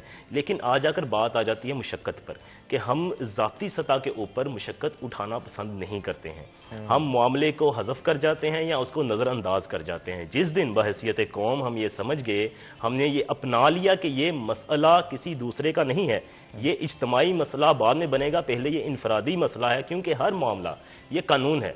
ये एक नज़रिया है हनान भाई कि हर जो मकसद है, जो कोई भी शय है, वो पहले इनफरादी सतह पर उजागर होती है, उसके बाद वो इज्तमाई सतह पर जाती है। बिल्कुल ठीक कहा आपने। बहुत शुक्रिया अली नारू आपका, आप आज शो का हिस्सा बने और मैं उम्मीद करता हूं कि आपकी गुफ्तगू से, गुफ्तशनीद से बहुत सारे ऐसे लोग होंगे जो कि हमारा आज चैनल देख रहे हैं, वो उससे मुस्तफ़ीद हुए होंगे। और हाशिर साहब आपका भी बहुत शुक्रिया, बड़े अच्छे से ब्रीफ किया आपने कि किस तरह से अवाम जो है अपने हक़ को, इवन जो लेबर के हवाले से स्पेशली आपने पॉइंट्स बताए, चीज़ें बताई, बड़ी इंफॉर्मेटिव थी, ना सिर्फ ऑडियंस के लिए बल्कि मेरे लिए भी। थैंक यू वेरी मच आप दोनों का। छोटा सा ब्रेक लेंगे, ब्रेक के बाद दोबारा हाजिर होते हैं। कहीं नहीं जाइएगा, हमारे साथ रहिएगा।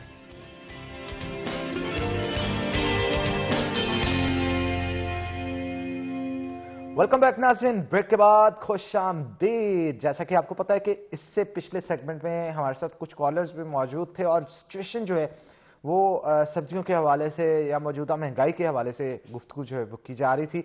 तो जनाब अब हम आपको बताएंगे कि भाव क्या चल रहे हैं, भाव जानेंगे आज के भाव में।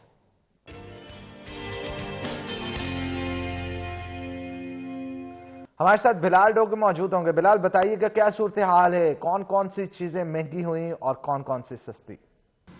आज बिल्कुल मार्केट कमेटी फैसलाबाद की जानिब से आज बरोज हफ्ते की रेट लिस्ट जो है वो जारी कर दी गई है। अगर रेट लिस्ट के ऊपर नजर फार्मी की 270 की साबका महंगी तरीन सतह के ऊपर बरकरार है और ऐसी सब्जियों में बात करें उतार चढ़ाव है, लेकिन फलों में आज कुछ तेजी देखी जा रही है। सबसे पहले हम बात करें आलू का जो छिलका 1 रुपये किलो महंगा हुआ है, 37 से 38 का। अदरक थाईलैंड 10 रुपये महंगा हुआ है, 5 रुपये जो कि महंगा 10 रुपये महंगा होते हुए 500 से 510 रुपये किलो हो गया है। लहसुन चाइना 20 रुपये सस्ता हुआ है, 430 से 410 रुपये किलो हो गया है। फूल गोभी 4 रुपये सस्ती हुई है, 30 रुपये से 26 रुपये किलो हो गई है। हल्दी 5 रुपये महंगी हुई है, 70 से 75। करेला 30 रुपये सस्ता हुआ है, 230 से 200 रुपये किलो। घिया कद्दू 5 रुपये सस्ते हुए हैं, 90 से 85 रुपये किलो। शिमला मिर्च 5 रुपये महंगी हुई है, 110 से 115 रुपये किलो हुई है। मूंगरे 10 रुपये सस्ते हुए हैं, 110 से 100 रुपये किलो पे आ गए हैं। भिंडी तोरी 10 रुपये सस्ती हुई है, 210 से 200 रुपये। सेब काला कुल्लू 5 रुपये महंगा हुआ है, 270 से 275। सेब सफ़ेद 190 पे है। अमरूद 120 रुपये किलो पे है। केला 10 रुपये दर्जन महंगा हुआ है, 170 से 180 रुपये की सतह के ऊपर जो है फी दर्जन पहुंच चुका है। मौसमी फी दर्जन 126 है। माल्टा शकरी 126 है, किन्नू स्पेशल 300 रुपये दर्जन है, अंगूर टॉफ़ी 400 है, अनार गंधारी 390 है, अनार बदाना 585 रुपये की कीमत के ऊपर बरकरार है। कीमतों में फ्लक्चुएशन देखें तो इस पूरे हफ्ते के दौरान महंगाई की तनासुब बढ़ा है। इदारा शुमारियत की रिपोर्ट के मुताबिक भी कम व बेश 2.25% से जायद महंगाई जो है वो रिपोर्ट हुई है सिर्फ एक हफ्ते के दौरान। 2.2% से जायद की महंगाई यकीन तौर पर आवाम के ऊपर भारी साबित होगी, जिसमें पेट्रोलियम मसनूआत भी हैं, जिसमें महंगी होने वाली दीगर अशिया के अंदर ब्रायलर मुर्गी का जो बहुत तेज़ी से ऊपर जाना है वो भी शामिल है। जी बहुत शुक्रिया बिलाल, आप मौजूदा सूरत हाल के हवाले से आगाह कर रहे थे। यकीन जानिए मेरा बड़ा दिल दुखता है इन चीज़ों के रेट्स जो है वो सुन के कि किस तरह से चीज़ें फ्लक्चुएट कर रही हैं।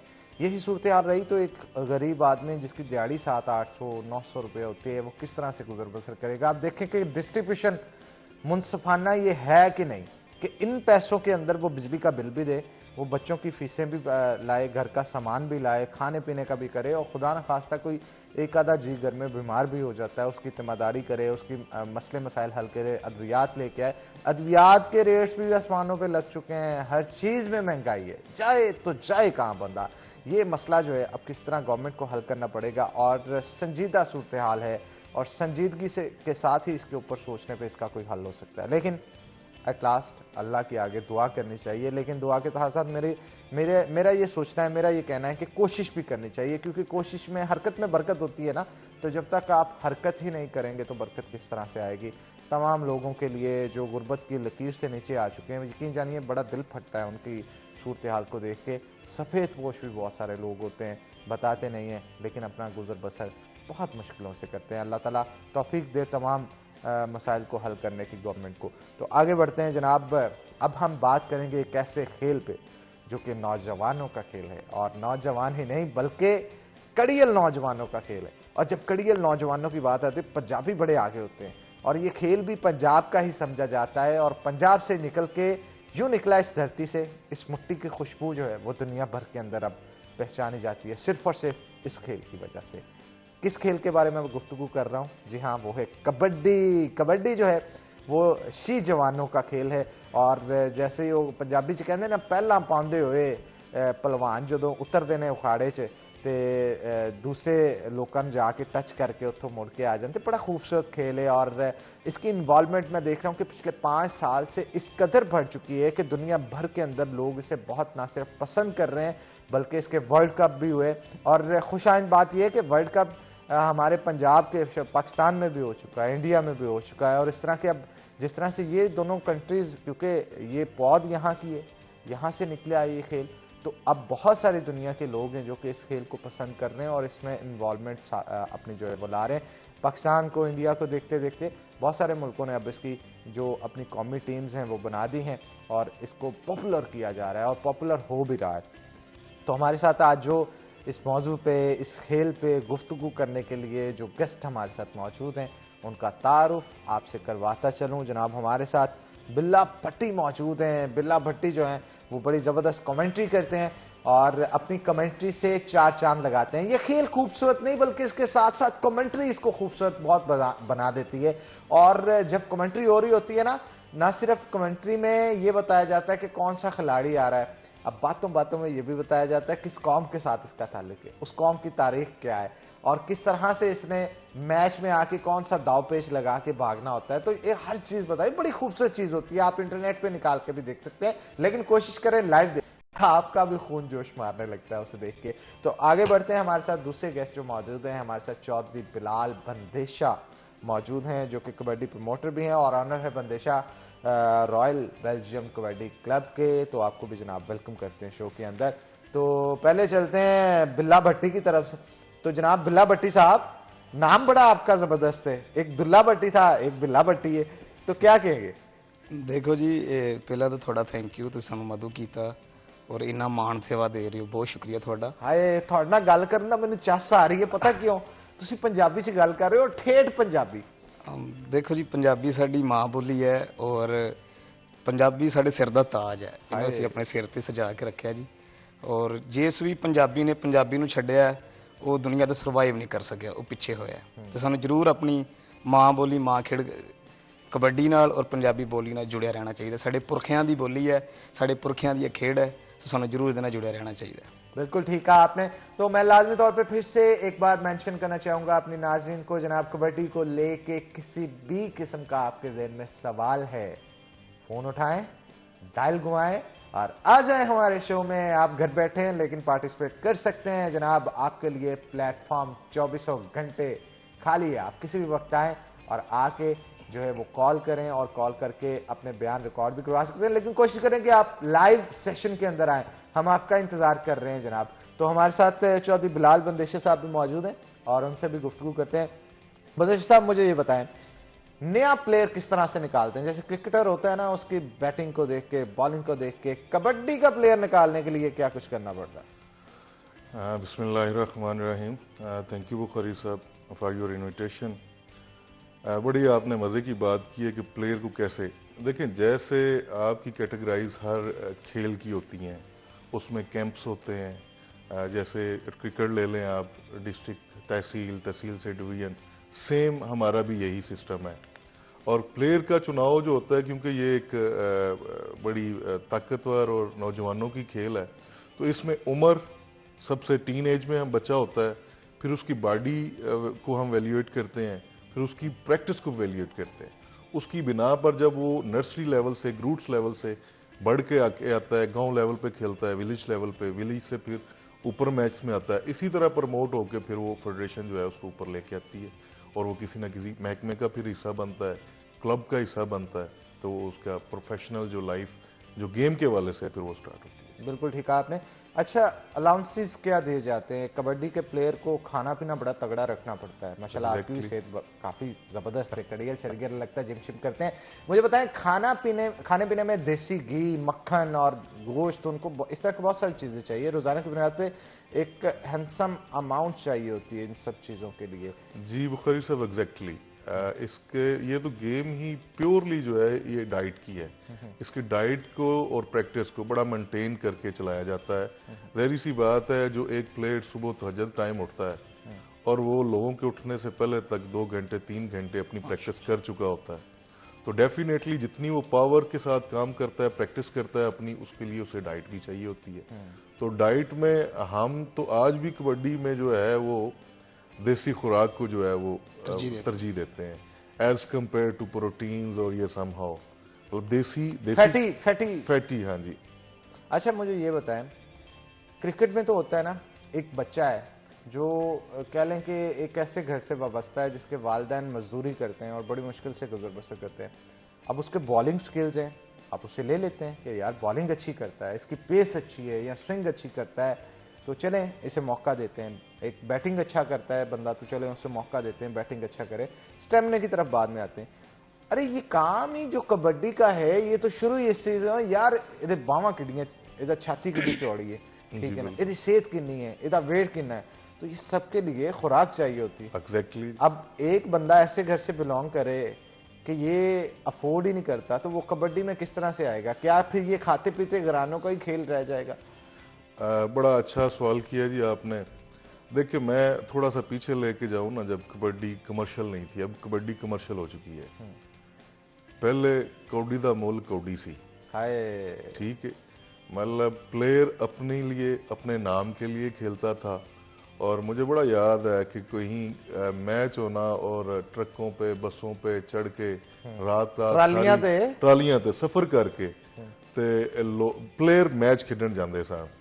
उसमें तब ये था कि मोस्टली दौर इतना जदीद नहीं था, देसी कल्चर था, तो स्पोर्टिव होता था। और वो पहले कबड्डी अच्छे घरानों के, जिम्मेदार घरों के लड़के खेलते थे। ये शायद किसी को बुरी भी लगे बात, लेकिन ये फैक्ट है, आप तारीख में जाके देखें। जब से ये अभी नया दौर आया है, जब से कबड्डी कमर्शियल हुई है, तब से फैसिलिटेट किया जाता है, कबड्डी प्लेयर्स को भी फीस दी जाती है, क्लब उनकी रिस्पॉन्सिबिलिटीज को उठाता है, उनके एक्सपेंस को उठाता है, स्पेशली डाइट के वाले से, ग्राउंड के वाले से, प्रैक्टिस के वाले से।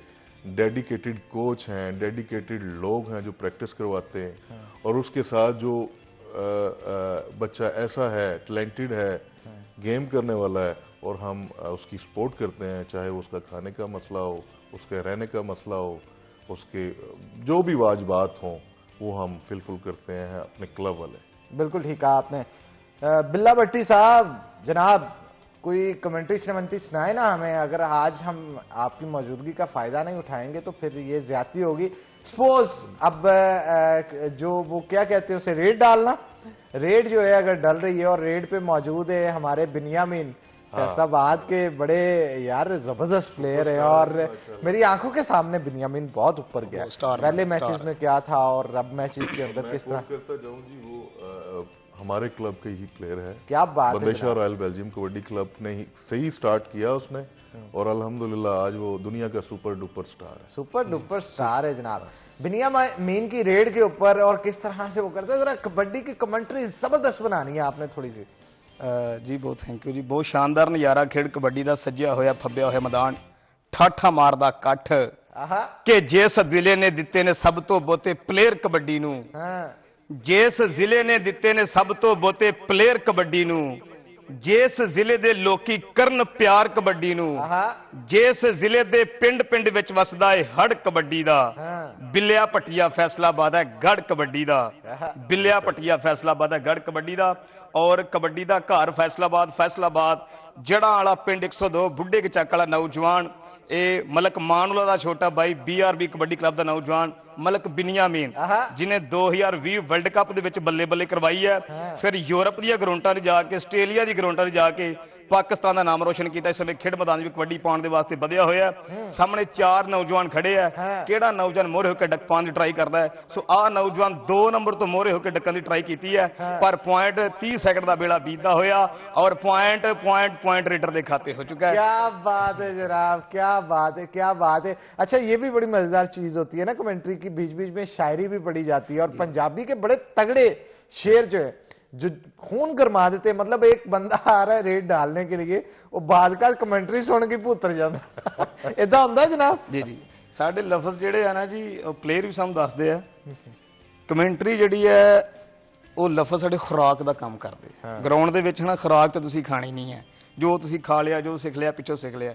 जिहड़ी साडी कमेंट्री है, जिहड़े साडे बोल है, शब्द है, वो ग्राउंड दे विच प्लेयर नूं खुराक मुहैया करते हैं, खुराक जिन्ना एनर्जी देते हैं, मोटिवेशनल होता है ना। ग्राउंड के अंदर देखें प्लेयर है किस लिए खेलता है, दाद के लिए खेलता है। जब उसको आप दाद देते हैं, और मैं ये कहता हूं कि कबड्डी के ग्राउंड को दुबाला करने के लिए या उसको सजाने के लिए जो एक रोल कमेंटेटर का होता है, अच्छे कमेंटेटर का, वो 4 चांद लगा देता है आपके मैच को। बिल्कुल हमारे एक बल्कि कमेंटेटर गिलानी साहब भी हैं, गिलानी साहब उस्ताद है, बड़े मोहसन है, मोहसन कबड्डी है। देव साहब अगर आप सुन रहे हैं, वैसे अभी कहीं ना कहीं बिजी ना हो, लेकिन अगर आप सुन रहे हैं तो जनाब आपकी कमेंट्री भी बहुत बहुत खूबसूरत होती है, और मेरा ख्याल है ट्रेंड सेटर है वो। बुखारी साहब कमेंट्री से हट के गिलानी साहब की बड़ी खिदमात हैं कबड्डी के लिए, बहुत ज्यादा खिदमात हैं, स्पेशली हर प्लेटफॉर्म से।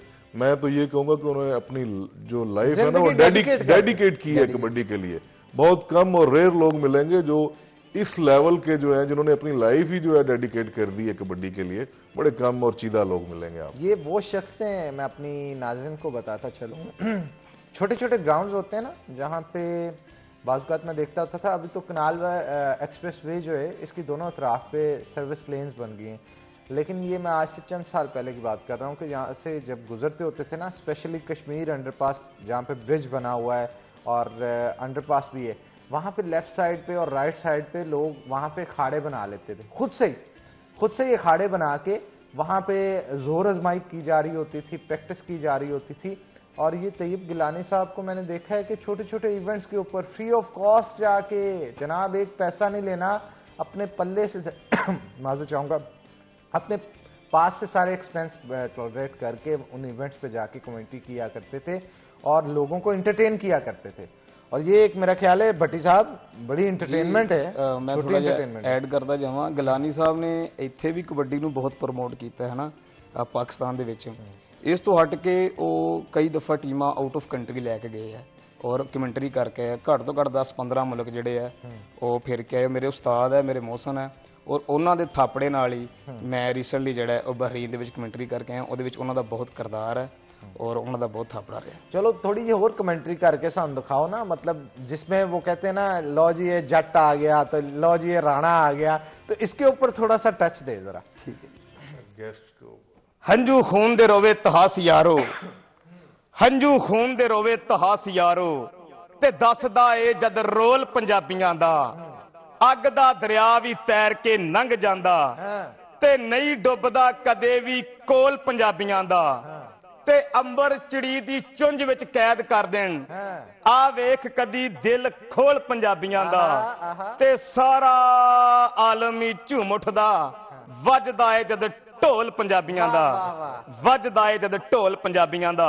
पंजाबियां दा ढोल वज्जिया होया, खेड कबड्डी दा ढोल वज्जिया होया, बहरीन दी धरती ते शानदार नज़ारा खेड कबड्डी दा खेडिया जा रहा है, जिथे लहिंदे पंजाब और चढ़दे पंजाब तो सारे टॉप दे कबड्डी प्लेयर पुजे हुए है, और इन्हां दे विच रजपूतां दा मान, रजपूतां दी पग, BRB कबड्डी क्लब वाला नौजवान अबैदुल्ला राजपूत पुजया होया है, और ननकाना साहब कबड्डी क्लब वाला नौजवान अरसलान वट्टू मलक जकावला नौजवान आए हुए हैं, और चढ़दे पंजाब तो प्लेयर आए हुए। मैच का शुरुआत हो चुकी है, पहली रेड पाने वास्ते अरसलान वट्टू इस समय खेड मैदान में बध चुका है कि हथ जोड़ मत्था टेक पहली रेड पाई होवे, जफ्फा पिंदा वेख ताड़ी लोकां ने वजाई होवे, पहला पॉइंट लिया के जो आन हंदियां ते खड़दा फिर दिल गबरू दा उड़ जो करदा है। अरसलान वट्टू छाला मारदा होया पहला पॉइंट पाकिस्तान की हिक ते जोड़दा होया, पहला पॉइंट पाकिस्तान के खाते। उधरले पासे फिर रेड और भारतीय टीम के मुंडे वालों कबड्डी पै चुकी है, कीपा सुरखपुरिया कबड्डी पाउण दे वास्ते बध चुका है। सामने अबैदुल्ला राजपूत खड़ा है और रजपूतां दे मुंडे ने मोहरे होकर डिक्कण की ट्राई की है कि सानू दसना नहीं पैंदा असी कौन हुन्ने हैं, ओ सानू दसना नहीं पैंदा असी कौन हुन्ने हैं। अबैदुल्ला राजपूत इसमें गुट फड़िया होया नौजवान खेड मैदान दे विच और लखां जे पॉइंट का वादा करदा है। क्या बात है जनाब, बहुत खूब, जबरदस्त जबरदस्त। तो ये किस तरह से खुराक का काम ना करें ये लफ्ज, ये तो जोश दिला देते हैं, जज्बा दिला देते हैं, भावें बाहर बैठा बंदा कहे मैं भी कबड्डी खेलनी है। सही गल है जी, बल्कि इधर कोट करता जाऊं, लास्ट टाइम एक बड़ा अच्छा इवेंट था, उस पर एक हमारे पॉलिटिकल बंदे थे, मैं कोट नहीं करता हूं नाम, इतना उस बंदे का जोशो खरोश था, वो कह रहा था कि जनाब मुझे भी प्लेयर बनाए, मेरा दिल करता कबड्डी खेलने को। ये पीटीआई के थे? कालू साहब तो नहीं थे? नहीं। अच्छा, हमारे दोस्त हैं जी, बड़े अच्छे हैं। ठीक हो गया जनाब, ठीक हो गया। अच्छा, ये इतना मोटिवेशनल है क्योंकि स्पेशली ये मर्दाना खेल है जिसमें मतलब देखें खून जोश मारता है। आप देखें जहाज से ले लें, जंग से ले लें, मतलब वो भी तो मतलब प्लेयर्स ही हैं, वही स्पोर्ट्समैनशिप है, वही जज्बा आता है स्पेशली कबड्डी खेल के लिए आपके अंदर जो है कि मतलब आपके अंदर से एक मर्दाना वार उठता है कि यार अगर ये बंदा कर रहा है तो मुझे भी करना चाहिए। एटलीस्ट आप कर नहीं सकते तो आप उसको सपोर्ट करते हैं और लाइक करते हैं। बिल्कुल आपने ठीक कहा, बिल्कुल आपने ठीक कहा। अच्छा मुझे बताएं गवर्नमेंट लेवल पे क्या क्या काम हो रहे हैं कबड्डी की बेटरमेंट के लिए? कबड्डी की गवर्नमेंट की तरफ से तो इतना कोई एज यूजुअल सारी आपको पता ही है, कोई इतनी खास तवज्जो नहीं है कि अगर डेडिक जितनी हाईलाइट और प्रमोट हुई है कबड्डी उस लेवल का नहीं है। पाकिस्तान फेडरेशन जो है वो गाए बगाए अपने मामलात करती रहती है, और वो मेरी इसी आपके प्लेटफॉर्म से रिक्वेस्ट होगी कि उसको थोड़ा सा एक्सटेंड किया जाए, बढ़ाया जाए। जिस लेवल का शौक है उस लेवल के भी इंतजामात नहीं किए जा रहे, प्रमोट नहीं किया जा रहा। प्लेयर्स की सोशल का काम होने की जरूरत है, उनकी वेलफेयर का काम होने की जरूरत है। बिल्कुल ठीक है आपने। गवर्नमेंट लेवल पे ये कबड्डी क्लब्स बनाए जाते हैं या फिर ये प्राइवेट भी? सॉरी टू से, पंजाब के रहने वाले और पंजाब की मां खेड कबड्डी सरकारी सतह पे इसके लिए कुछ नहीं है। ये प्राइवेट्स लोग हैं, हम जैसे प्रमोटर्स हैं जिनको कबड्डी के साथ इश्क है, लगाव है, उन्होंने अपने बलबूते पे जो है वो क्लब्स बनाए हुए हैं। और 5-4 ओनली पाकिस्तान के अंदर बड़े क्लब हैं जो प्रॉपर रजिस्टर्ड और जिनकी अपनी होम ग्राउंड्स हैं, जिधर नर्सरी तैयार होती है, उस नर्सरी से तैयार होकर प्लेयर्स जो हैं वो आगे इंटरनेशनल खेलते हैं। वैसे जैसे ये पाकिस्तान क्रिकेट बोर्ड है, क्या कबड्डी का भी बोर्ड बनाया गया? नहीं, अनटिल नाउ मतलब ऐसा नहीं है। पाकिस्तान कबड्डी फेडरेशन है लेकिन कोई बोर्ड वगैरह नहीं है। इसके ऊपर ये पंजाब स्पोर्ट्स बोर्ड के साथ ही काम करते हैं। बिल्कुल ठीक कहा आपने। तो इसका बोर्ड बनना चाहिए, आपको क्या लगता है? एग्जैक्टली बनना चाहिए। आप देखें, मैं एक बात कोट करना चाहूंगा, समुद्री के रिमोट एरिया के अंदर एक मैच पे हम एज अ चीफ गेस्ट गए और मेरे साथ 2 क्रिकेटर थे, international player. Can you imagine कि जब हम उस क्राउड के अंदर स्टेज पे पहुंचे हैं तो उसने मुझे कहा कि यार इतनी हम दूर जगह पे आए हैं जिधर मतलब सहूलतें नहीं है, एक विलेज के अंदर आए हैं और इस खेल के लिए इतना बड़ा क्राउड, आप इमेजिन करें कि एक छोटे से गांव के अंदर 20,000 का क्राउड था। बिल्कुल आपने ठीक कहा, इस पे मजीद भी गुफ्तगू करेंगे और यहीं से कंटिन्यू करेंगे, लेकिन इससे पहले एक छोटा सा ब्रेक लेंगे। तो नाज़रीन ब्रेक ले रहे हैं, ब्रेक के बाद दोबारा हाजिर होते हैं। कहीं नहीं जाना जनाब, हमारे साथ रहना है।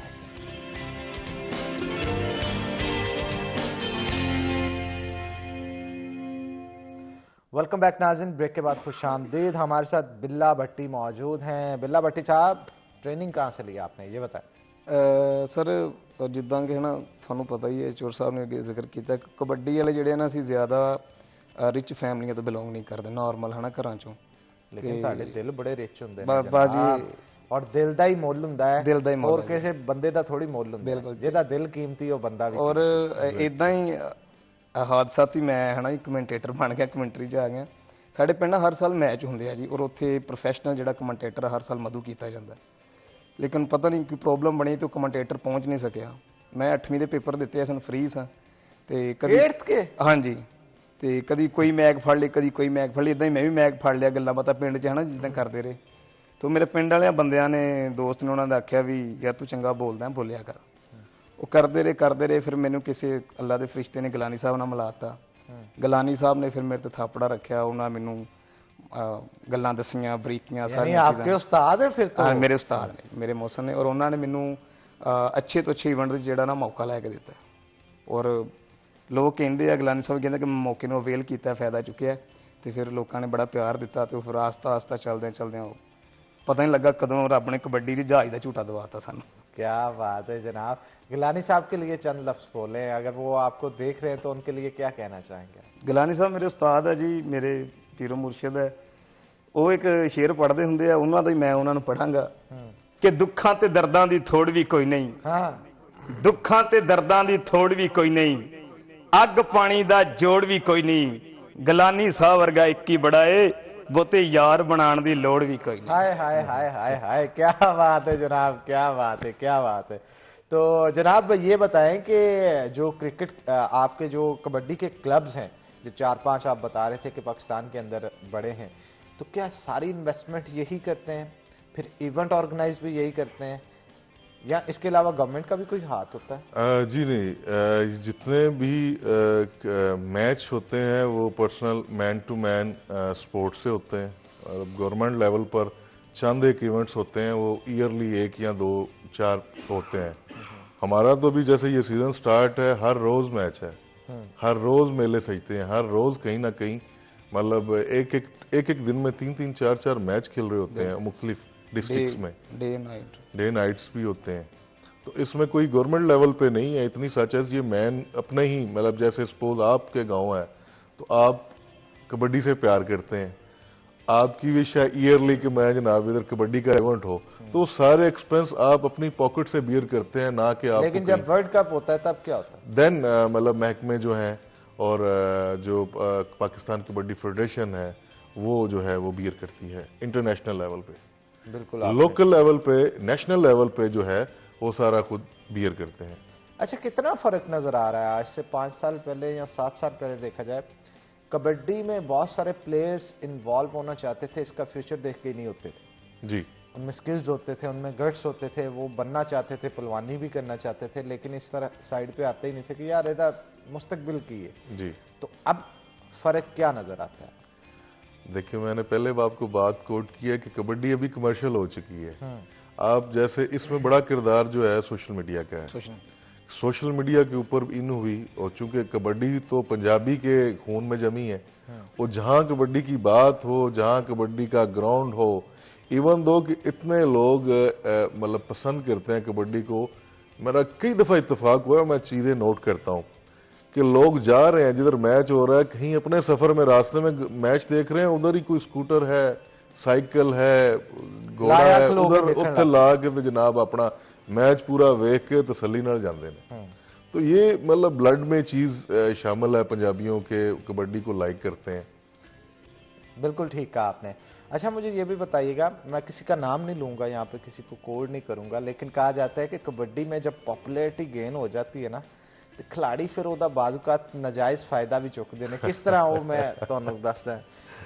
वो बता रहे थे मुझे एक शख्स के, कहता है यार मैंने ना फलां कबड्डी प्लेयर को, बड़ा फेमस है, हमारी टीम का भी हिस्सा है भी और शायद रह भी चुका है, पाकिस्तान कबड्डी की जो कबड्डी टीम है उसका। वो बताया, कहता कि हमारे गांव में कबड्डी का मैच था, उन्हें जनाब को हमने बतौर मेहमान खसूसी बुलाया, तो वो कह रहे थे यार मैं मज लाऊंगा एक फेर आवांगा। तो ये इस तरह की बातों में सदाकत होती है? जी बिल्कुल, ये मैन टू मैन वेरिएशन होती है जी। ठीक है। लेकिन मुझे अच्छी बात ये लगी कि आप अंदर की बातें बता रहे हैं कि यार ऐसा होता है, हम किसी का नाम नहीं ले रहे। बिल्कुल एग्जैक्टली होता है जी। देखें, ये अल्लाह ताला की इताअत होती है। जो फेम होता है ना, इज्जत होती है, हम इसको फेम नहीं इज्जत कहते हैं। आप अच्छा एक मैच खेल जाते हैं, देखें कितने लोग आपके लिए दुआ गो होते हैं जो आपके साथ जुड़े होते हैं। तो मेरे ख्याल में प्लेयर के लिए इससे बड़ी इज्जत नहीं है कोई, कि 4 बंदे आपको इज्जत से मुकाम देते हैं, रिस्पेक्ट देते हैं। किसके लिए? जस्ट कबड्डी के लिए।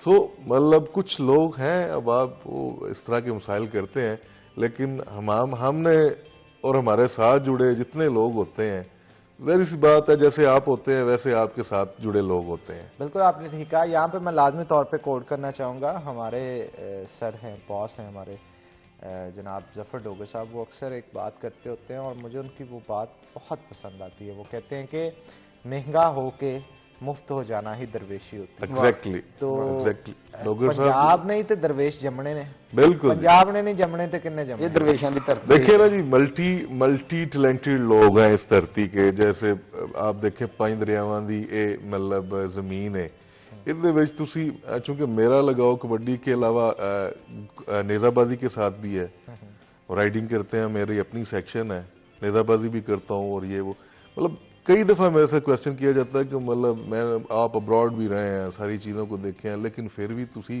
जदों भी वेख्या कि तुहाडी इन्वॉल्वमेंट होती है, उसका कॉज सिर्फ ये है कि वो अंदर ब्लड में रची बसी हुई है हर चीज़। उसकी जो खुशबू है वो आपको दूर नहीं होने देती। और उसी बेस के ऊपर आप देखें, अल्हम्दुलिल्लाह हमारा बदशाह रॉयल बेल्जियम कबड्डी क्लब जो है, उसने फर्स्ट ईयर में जब ये जो इंटरनेशनल हमने वर्ल्ड कप जीता है, तो 6 मेरे जो हैं वो खिलाड़ियों ने इंटरनेशनल टीम में जो है वो उस पार्टिसिपेट किया है। और एक क्लब के लिए ये बड़ी ऑनर की बात है कि 11-12 लोगों की टीम है, उसके अंदर एक क्लब जो है वो 6 लड़के दे रहा है, तो ये बड़ी खुशाइन सी बात है। बिल्कुल ठीक कहा आपने।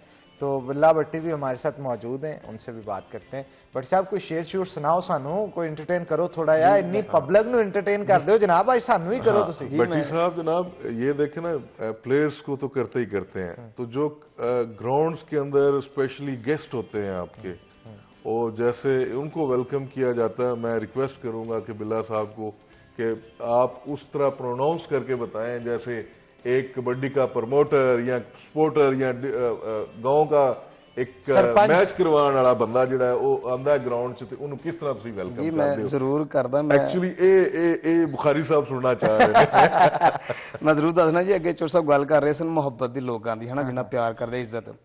ਅਸੀਂ बहरीन गए हैं रिसेंटली, ਉੱਥੇ ਤੁਹਾਨੂੰ पता आउट ऑफ कंट्री कोई भी बंदा गया ਹੁੰਦਾ, ਉਹ ਮਜ਼ਦੂਰੀ ਕਰਨ ਲਈ ਕੰਮ ਕਰਨ ਗਿਆ ਹੁੰਦਾ। ਸਾਡੇ ਵਾਸਤੇ प्लेयरां वास्ते, मैनू कमांडर सानू मिलण वास्ते पाकिस्तानों ਜਿਹੜੇ ਬੰਦੇ गए ਜਾਂ इंडिया ਜਿਹੜੇ ਉੱਥੇ पंजाब चों बंदे आए हुए ਆ, ਉਹ ਆਪਣੇ ਕੰਮਕਾਰ ਛੱਡ ਕੇ ਸਾਨੂੰ ਮਿਲਣ ਆਏ। ਜਿੱਥੇ ਸਾਡੇ ਸਟੇ ਸੀ ਉੱਥੇ ਸਾਨੂੰ ਮਿਲਣ ਆਏ ਆ। ਔਰ ਜਿੱਥੇ ਅਸੀਂ ਗਏ ਆ, ਅਗਰ ਉੱਥੇ ਕੋਈ ਪਾਕਿਸਤਾਨੀ ਕੋਈ ਬੰਦਾ ਹੈ ਪੰਜਾਬੀ, ਤੇ ਉਹਨੇ ਉੱਥੇ ਸਾਡਾ ਬਿੱਲ ਨਹੀਂ ਹੋਣ ਦਿੱਤਾ। ਮਤਲਬ ਇੰਨੀ ਚਾਹਤ ਹੈ, ਇੰਨਾ ਪਿਆਰ ਉਹ ਸਾਡੇ ਨਾਲ ਕਰਦੇ ਆ। ਤੇ ਜੇ ਅਸੀਂ ਉੱਠ ਕੇ ਉਹਨਾਂ ਨੂੰ ਅੱਗੋਂ ਡਿਮਾਂਡਾਂ ਕਰੀਏ, ਜਾਂ ਉਹਨਾਂ ਨੂੰ ਜਿਵੇਂ ਤੁਸੀਂ ਆਖਿਆ ਵੀ ਪਿੰਡ 'ਚ ਉਹਨੇ ਆਖਿਆ ਵੀ ਆਹ ਕਰਾਂਗੇ, ਤੇ ਇੱਦਾਂ ਕਰੀਏ, ਤੇ ਇਹ ਮੇਰਾ ਖਿਆਲ ਨਾਲ ਇਹ ਨਸ਼ੁਕਰੀ ਹੈ ਸੋਹਣੇ ਉਸ ਮਾਲਕ ਅੱਗੇ। ਚਲੋ ਸਜਾਦ ਅਸ਼ਰਫ ਜੱਟ ਸਾਹਿਬ, ਗੁਲਾਮ ਅਲੀ ਜੱਟ, ਮਿਸਟਰ ਰਾਏ ਸਾਹਿਬ, ਜਿਨ੍ਹਾਂ ਨੇ ਬਹੁਤ ਵੱਡਾ ਖਰਚਾ ਕੀਤਾ ਬਹਰੀਨ ਦੇ ਵਿੱਚ, ਔਰ ਇੰਡੀਆ ਪਾਕਿਸਤਾਨ ਤੋਂ ਬੰਦੇ ਬੁਲਾ ਕੇ ਬਹੁਤ ਸ਼ਾਨਦਾਰ ਤਗੜਾ ਮੈਚ ਕਰਵਾਇਆ। ਤੇ ਰਹੀ ਗੱਲ ਚੋਰ ਸਾਹਿਬ ਵਾਲੀ ਦੀ ਦੂਸਰੀ, ਜਿਹੜਾ ਤੁਸੀਂ ਸੁਣਨਾ ਚਾਹ ਰਹੇ ਹੋ, ਜੀ ਬਿਲਕੁਲ ਇਹ ਮੇਰੇ ਉੱਤੇ ਪਾ ਰਹੇ ਨੇ, ਸੁਣਨਾ ਹੈ ਆਪ ਨਹੀਂ, ਇਹ ਸਾਡੇ ਬਣਦਾ ਵੀ, ਅਸੀਂ ਤੇ ਰੋਜ਼ ਹੀ ਸੁਣਦੇ ਆ ਜੀ, ਰੋਜ਼ ਗਰਾਊਂਡਾਂ 'ਚ ਅਸੀਂ ਫਿਰ ਆਡੀਅנס ਨੂੰ ਸੁਣਾਉਂਦੇ ਹਾਂ। ਹਾਂਜੀ, ਅਸੀਂ ਮੈਂ ਇਹ ਗੱਲ ਇੱਕ ਹੋਰ ਦੱਸਾਂ, ਪ੍ਰਮੋਟਰਾਂ ਦਾ ਜਿਹੜਾ ਨਾ ਕਬੱਡੀ ਦਾ, ਉਹ ਬਹੁਤ ਜ਼ਿਆਦਾ ਇਹਨਾਂ ਦਾ ਹੱਥ ਹੈ। ਮਤਲਬ ਆਪਣਾ ਬੱਚਿਆਂ ਦਾ ਰਿਜ਼ਕ ਕਿਸੇ ਹੋਰ ਤੇ ਲਾਣਾ, मेरे ख्याल नाल बड़ा हौसला और ये अल्लाह की कोई खास करम नवाजी जिहड़ा बंदा रब इन्हां को काम इन्हां बंदियां को लै रहा। वो BRB कबड्डी क्लब होवे, बंदेशा रॉयल बेल्जियम, ननकाना साहब कबड्डी क्लब होवे, हाउस ऑफ टायर होवे, रॉयल किंग या जिन्ने भी क्लब होर बने आ टॉप लैवल के, ये इन्हां दे जिहड़े प्रमोटर है वो बहुत ज़्यादा कर रहे हैं। शानदार नज़ारा सजिया होया फब्बिया होया मैदान खेड कबड्डी का, जिथे अज पाकिस्तान के सुपरस्टार बड़े मल खेड कबड्डी के पुजे हुए है, जो ढेरां खर्चा करके अज 1.5 लाख दी जफ्फा लाख दा 1.5 लाख दी जफ्फा लाख दा विआह जिन्ना चाह हुंदा जहांगीर वाले कबड्डी कप दा, विआह जिन्ना चाह हुंदा जहांगीर वाले कबड्डी कप दा, विआह जिन्ना खर्चा ਉਹ ਵਿਆਹ ਜਿੰਨਾ ਚਾਹ ਔਰ ਇਹ ਖਰਚਾ ਕਰਨ ਵਾਲੇ ਜੇਬ ਪੱਲਾ ਖਰਚਣ ਵਾਲੇ ਜਨਾਬ ਚੌਧਰੀ ਬਲਾਲ ਬੰਦੇਸ਼ਾ ਸਾਹਿਬ, ਸਦਰ ਜੱਟ ਫੈਡਰੇਸ਼ਨ ਪਾਕਿਸਤਾਨ ਐਂਡ ਇੰਟਰਨੈਸ਼ਨਲ, ਜੱਟਾਂ ਦਾ ਮਾਣ ਜੱਟਾਂ ਦੀ ਪੱਗ, ਜਿਨ੍ਹਾਂ ਨੇ ਬਹੁਤ ਵੱਡਾ ਖਰਚਾ ਕਰਕੇ ਸਾਰੇ ਮਿੱਤਰਾਂ ਦੇ ਨਾਲ ਰਲ ਕੇ ਅੱਜ ਵੱਡਾ ਕੱਟ ਸਜਾਇਆ ਹੋਇਆ, ਜਿੱਥੇ ਢੇਰਾਂ ਕਬੱਡੀ ਪ੍ਰੇਮੀ ਪੁੱਜੇ ਹੋਏ ਆ ਔਰ ਵੱਡਾ ਨਜ਼ਾਰਾ ਹੁਣ ਜਾ ਰਿਹਾ ਖੇਡ ਕਬੱਡੀ ਦਾ। क्या बात है जनाब, क्या बात है। अच्छा, कोई इंडिया से जब कोई सिख हजरात आते हैं उनके साथ किस तरह पेचा पड़ता है, उस पर भी गुफ्तगू करेंगे, लेकिन ब्रेक का वक्त है, यहाँ पे ब्रेक लेते हैं नाज़रीन। छोटा सा ब्रेक के बाद दोबारा हाजिर होते हैं, कहीं नहीं जाना, हमारे साथ रहना।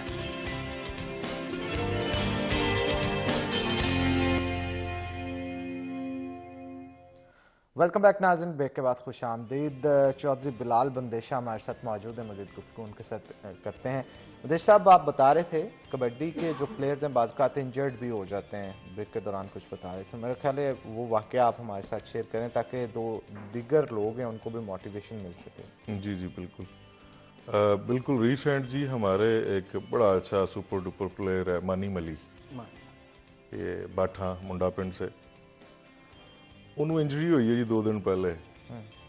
वेरी सॉरी टू से कि मतलब I am the one who reach there first, मैं पहला बंदा जिहड़ा उहदे कोल पहुंचिया वा बीइंग अ कबड्डी लवर, कि मतलब उहदी खबर दरियाफ्त कीती है कि की मसला आया, की प्रॉब्लम्स चे कित्थे वे, उहदे तोड़ घर गए हैं जी, घर जाके मिले हैं और एक स्पेसिफिक उहदी हौसला अफजाई कीती है, उन्होंने हौसला दिता है कि कोई नहीं, सट्टां लगदियां रहिंदियां ने, तुसी अपना फोकस अपने इलाज ते करो, हुण जदीद दौर है, वो पुराना दौर नहीं रहा कि पता ही ना लगना की मसला है। हुण तो इन्ना दौर जदीद आ गया है, साडी जिहड़ी डॉक्टर्स इतने स्मार्ट हो गए ने कि मतलब तुहाडी एक एक चीज़ का पता लग जाता है, जिहड़ी साल अगे की हुंदा सी टकोरां कर लो, निम दियां टकोरां कर लो, उत्ते मान लो कदी चले गई पीड़ कदी ना गई। हुण तो स्पैसीफिक इन्ना क इलाज जिद्दत आ गई है कि ओहदी जो पट्ठा ब्रेक होया ऑन द टाइम पता लग गया, MRI दे विच डॉक्टर्स नूं पता लग गया, डॉक्टर्स बड़े काबिल आ गए ने पाकिस्तान दे विच, ईवन दो पट्ठे जिहड़े ने उन्हां नूं रिपेयर कर रहे ने। और मैं क्या इत्थे गल कोट करन दा मतलब है कि मतलब एक काम इस वास्ते कीता है, प्लेयर साडा सरमाया ने, ईवन दो कि मेरे क्लब तो नहीं वो खेडदा, लेकिन फिर भी being a kabaddi lover, kabaddi का सेवक होने के नाते नाल असी पहलों उहदे कोल पहुंचे हाँ, उहदी खरीद दराफ्त की है और उन्होंने हौसला दिता है कि बच्चे कोई मसला नहीं, और एग्जाम्पल्स दित्तियां ने। पिछे ये सेम मसला साडे राणे अली शान नाल बनिया, कमर बट नाल बनिया, नफीस गुजर नाल बनिया, और देखो इस टाइम शिंगार ने ग्राउंडां दा। मोटिवेट करना सर एक्चुअली कम हुंदा है, प्लेयर नूं मोटिवेट करना।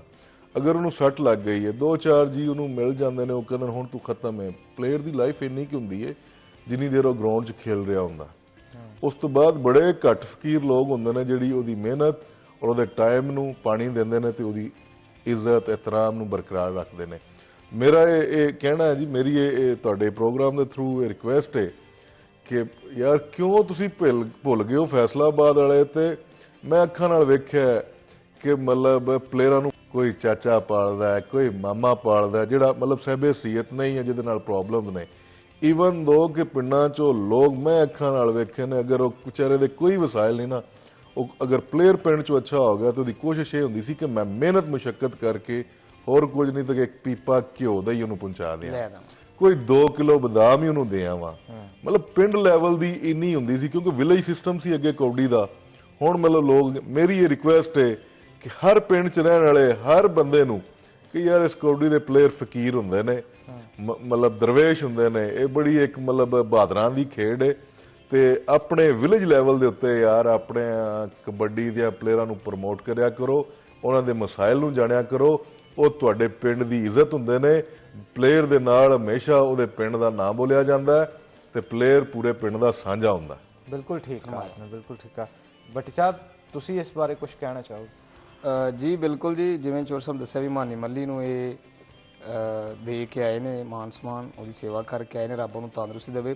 ਔਰ ਵੀ ਰਿਕੁਐਸਟ ਹੋਏਗੀ ਜਿੰਨੇ ਵੀ ਹੋਰ ਪ੍ਰਮੋਟਰ ਨੇ, ਕਬੱਡੀ ਲਵਰ ਨੇ, ਕਿ ਉਹ ਜ਼ਰੂਰ ਜਾ ਕੇ ਮਾਨੀ ਮੱਲੀ ਨੂੰ ਹੌਸਲਾ ਵੀ ਦੇਣ ਤੇ ਜਿੰਨਾ ਹੋ ਸਕਦਾ ਉਹਦੀ ਸਪੋਰਟ ਵੀ ਕੀਤੀ ਜਾਵੇ, ਕਿਉਂਕਿ ਇਹ ਜਿਹੜੇ ਪਲੇਅਰ ਹੈ ਇਹਨਾਂ ਨੂੰ ਅਗਰ ਥਾਪੜਾ ਮਿਲ ਜਾਏ, ਇਹਨਾਂ ਦੇ ਨਾਲ ਕੀ ਹੋਵੇ, ਹੁਣੇ ਹੀ ਕੋਈ ਚੀਜ਼ ਅਗਰ ਕੋਈ ਇੰਜਰੀ ਹੈ और रिकवर हो जाए तो वो जल्द इंशाल्लाह ग्राउंडां दी रौनक बनूगा। बिल्कुल ठीक कहा आपने, बिल्कुल ठीक कहा। तो जनाब शो का वक्त जैसे जैसे गुजरता जा रहा है, ख़त्म होने की तरफ भी जा रहा है, तो आपकी मौजूदगी का फ़ायदा उठाएंगे। कोई एक अद्धी कमेंट्री या शेर शायरी और सुनाओ थोड़ी।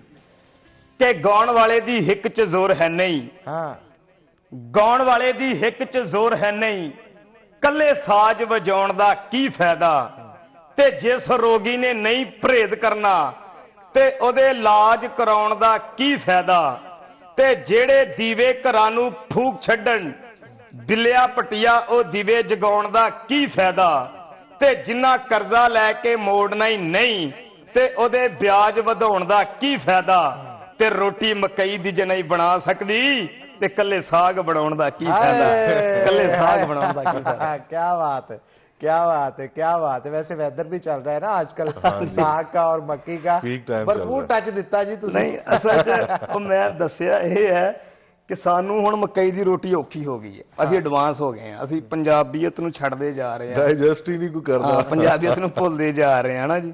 ਤੇ ਮਕਈ ਅੱਗੇ ਕਰ ਰਹੇ ਸੀ ਨਾ ਗੱਲ, ਘਿਓ ਦਾ ਪੀਪਾ ਪਹੁੰਚਾਉਣ ਦੀ, ਹਾਂਜੀ ਬਦਾਮ ਪਹੁੰਚਾਉਣ ਦੀ, ਇੱਥੇ ਤੇ ਰੋਟੀ ਨਹੀਂ ਲੱਭਦੀ ਦੋ ਟਾਈਮ। ਔਖਾ ਹੋ ਗਿਆ। ये पिंडा थावा च हो सकता है, मतलब गाँव के हालात अब भी कदरे बेहतर हैं शहर के मामला से, तो वहाँ पे एक दूसरे का लिहाज बड़ा रखा जाता है। और मेरे ख्याल में जो थोड़ा तगड़ा होता है ना गांव में, तो वो उसको कोशिश होती है कि गांव के जो मजदूर तबके के लोग हैं उनका वो खासा ख्याल रखता है। और वहाँ पे ये भी सिस्टम नहीं होता, यहाँ पे तो लोग अक्सर औकात जॉब के लिए मारे मारे घूमते हैं। वो सरपंच जो जमींदार होता है वो अपने पास ही उनको रख लेता है, कोई ना कोई काम दे देता है ताकि उसके घर का सर्कल जो है चलता रहे।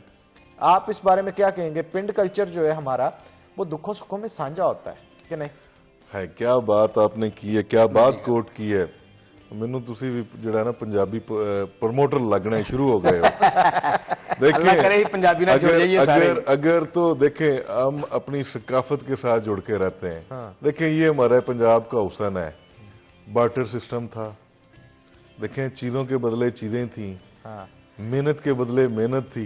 जे 10 घरां सालन पकड़ा ते 10 घरां कोली जानी जी, बिल्कुल। उस तो बाद पीरां फकीरां दा भी जाना है। हाँ। शाम दी दान तो बाद समझ दियो, मतलब ये वो हुसन है जो हमने ये 85 की दहाई के जो बच्चे हैं इन्होंने देखे हैं।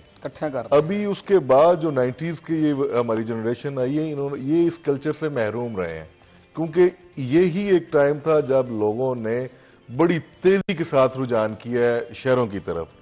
और शहर और अगर आपने आपका क्वेश्चन था कि पिंड चंगे ने या शहर, तो मैं कहना जी पिंडा नाल दी गल ही कोई नहीं।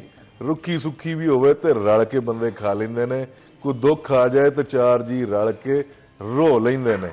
पिंडा ही ते शहरां ही ते अल्लाह दे बंदे को नाल रोण वाला भी नहीं बंदियां नूं लभदा। ये बड़ी तलख हकीकत है, आर्टिफिशियल लाइफ है, प्योरिटी नहीं है। अगर तुसी प्योरिटी है सर, तुसी रूट्स दे नाल जुड़े रहिंदे हो ना, अपनियां बुनियादां दे नाल जुड़े रहिंदे हो, तो काए बगाए किधर ना किधरे होके थोड़ा बहुत डोलदे भी हो तो स्पोर्ट जिहड़ी है तुहानूं स्टैंड कर दिंदी। बिल्कुल ठीक कहा, बिल्कुल ठीक कहा आपने। और वैसे भी गांव कल्चर के अंदर ये हमने देखा है कि कोई दुख आ जाए, कोई गमी आ जाए, या किसी के घर में कोई उसका प्यारा जो है अल्लाह को प्यारा हो जाए, तब भी वो कहते ना पिपलां दी छां वांगू पिंड दे लोग मंजे भी इकट्ठे होए। देखो ना जी बड़ी क्लीयर है, तुसी भी वेख्या होना, तुहाडे एक्सपीरियंस च भी ये गल होई होवे। गो नो डाउट असी तलीम दे वाले नाल या जो भी मसाइल दे वाले नाल, रोजगार दे वाले नाल लोग मोबिलाइज हो गए ने पिंडां तो शहरां दे विच। लेकिन तुसी कदी एक नोट करियो कि गमी और खुशी दे विच पिंड ही बंदा जांदा है। ਉਹਦਾ ਕਾਜ਼ ਕੀ ਹੈ?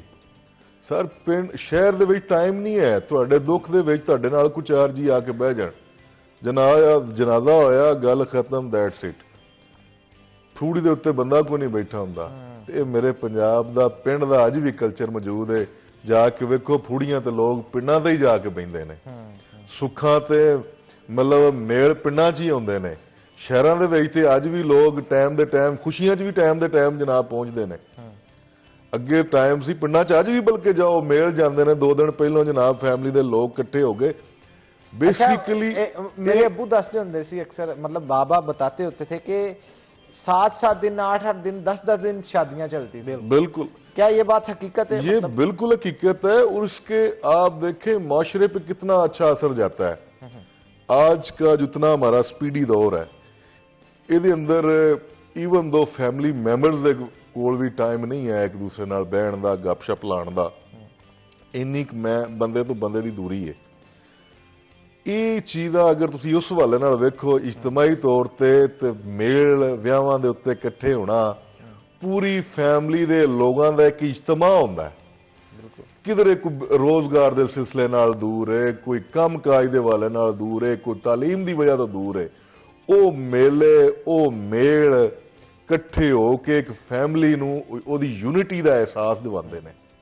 आज वो खाता नहीं रहा जिदा मैंने पिंड में चौधरी सिस्टम होता था ना, और बाबा अक्सर बताते, कहते पुत तुहाडे दादे दा भी जदों विआह गया ना ते 7 दिन धक्के नाल ही पूरे पिंड नहीं आन दिता उन्होंने कि भाई जान इत्थे रहना है तुसीं। हाँ जी सर, लोग जंजा सामभदे सन, घोड़ियां ते जंजा जांदियां सन, बिस्तरे इकट्ठे हो रहे, बिस्तरे इकट्ठे होंदे सर। इज्तमाईयत सी।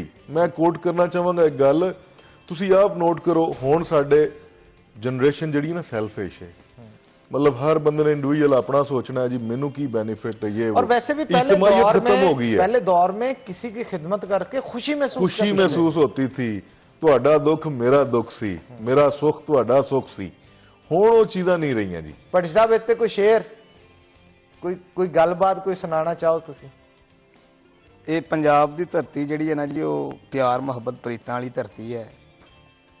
ਇਹ ਧਰਤੀ ਪਿਆਰ ਪ੍ਰੀਤਾਂ ਦੀ, ਇਹ ਧਰਤੀ ਪਿਆਰ ਪ੍ਰੀਤਾਂ ਦੀ, ਢੋਲਿਆਂ ਮਾਈਆਂ ਗੀਤਾਂ ਦੀ, ਇਹ ਧੁੱਪੋਂ ਤਤੀਆਂ ਲੋਵਾਂ ਦੀ, ਅੰਬਰੋਂ ਠੰਡੀਆਂ ਸੀਤਾਂ ਦੀ, ਇੱਥੋਂ ਕਿਸੇ ਨੇ ਕੀ ਖਟਿਆ ਪਾਰਸ, गल आपो आपो नीतां दी, गल आपो आपो नीतां। क्या बात है जी, बहुत खूबसूरत। आपके इसी शेर से इख्तिताम करते हैं आज के शो का। आप दोनों का बहुत शुक्रिया शो में पार्टिसिपेट करने के लिए, आने के लिए। उम्मीद करते हैं हमारी ऑडियंस को भी आज का शो जो है वो लाजमी तौर पे पसंद आया होगा।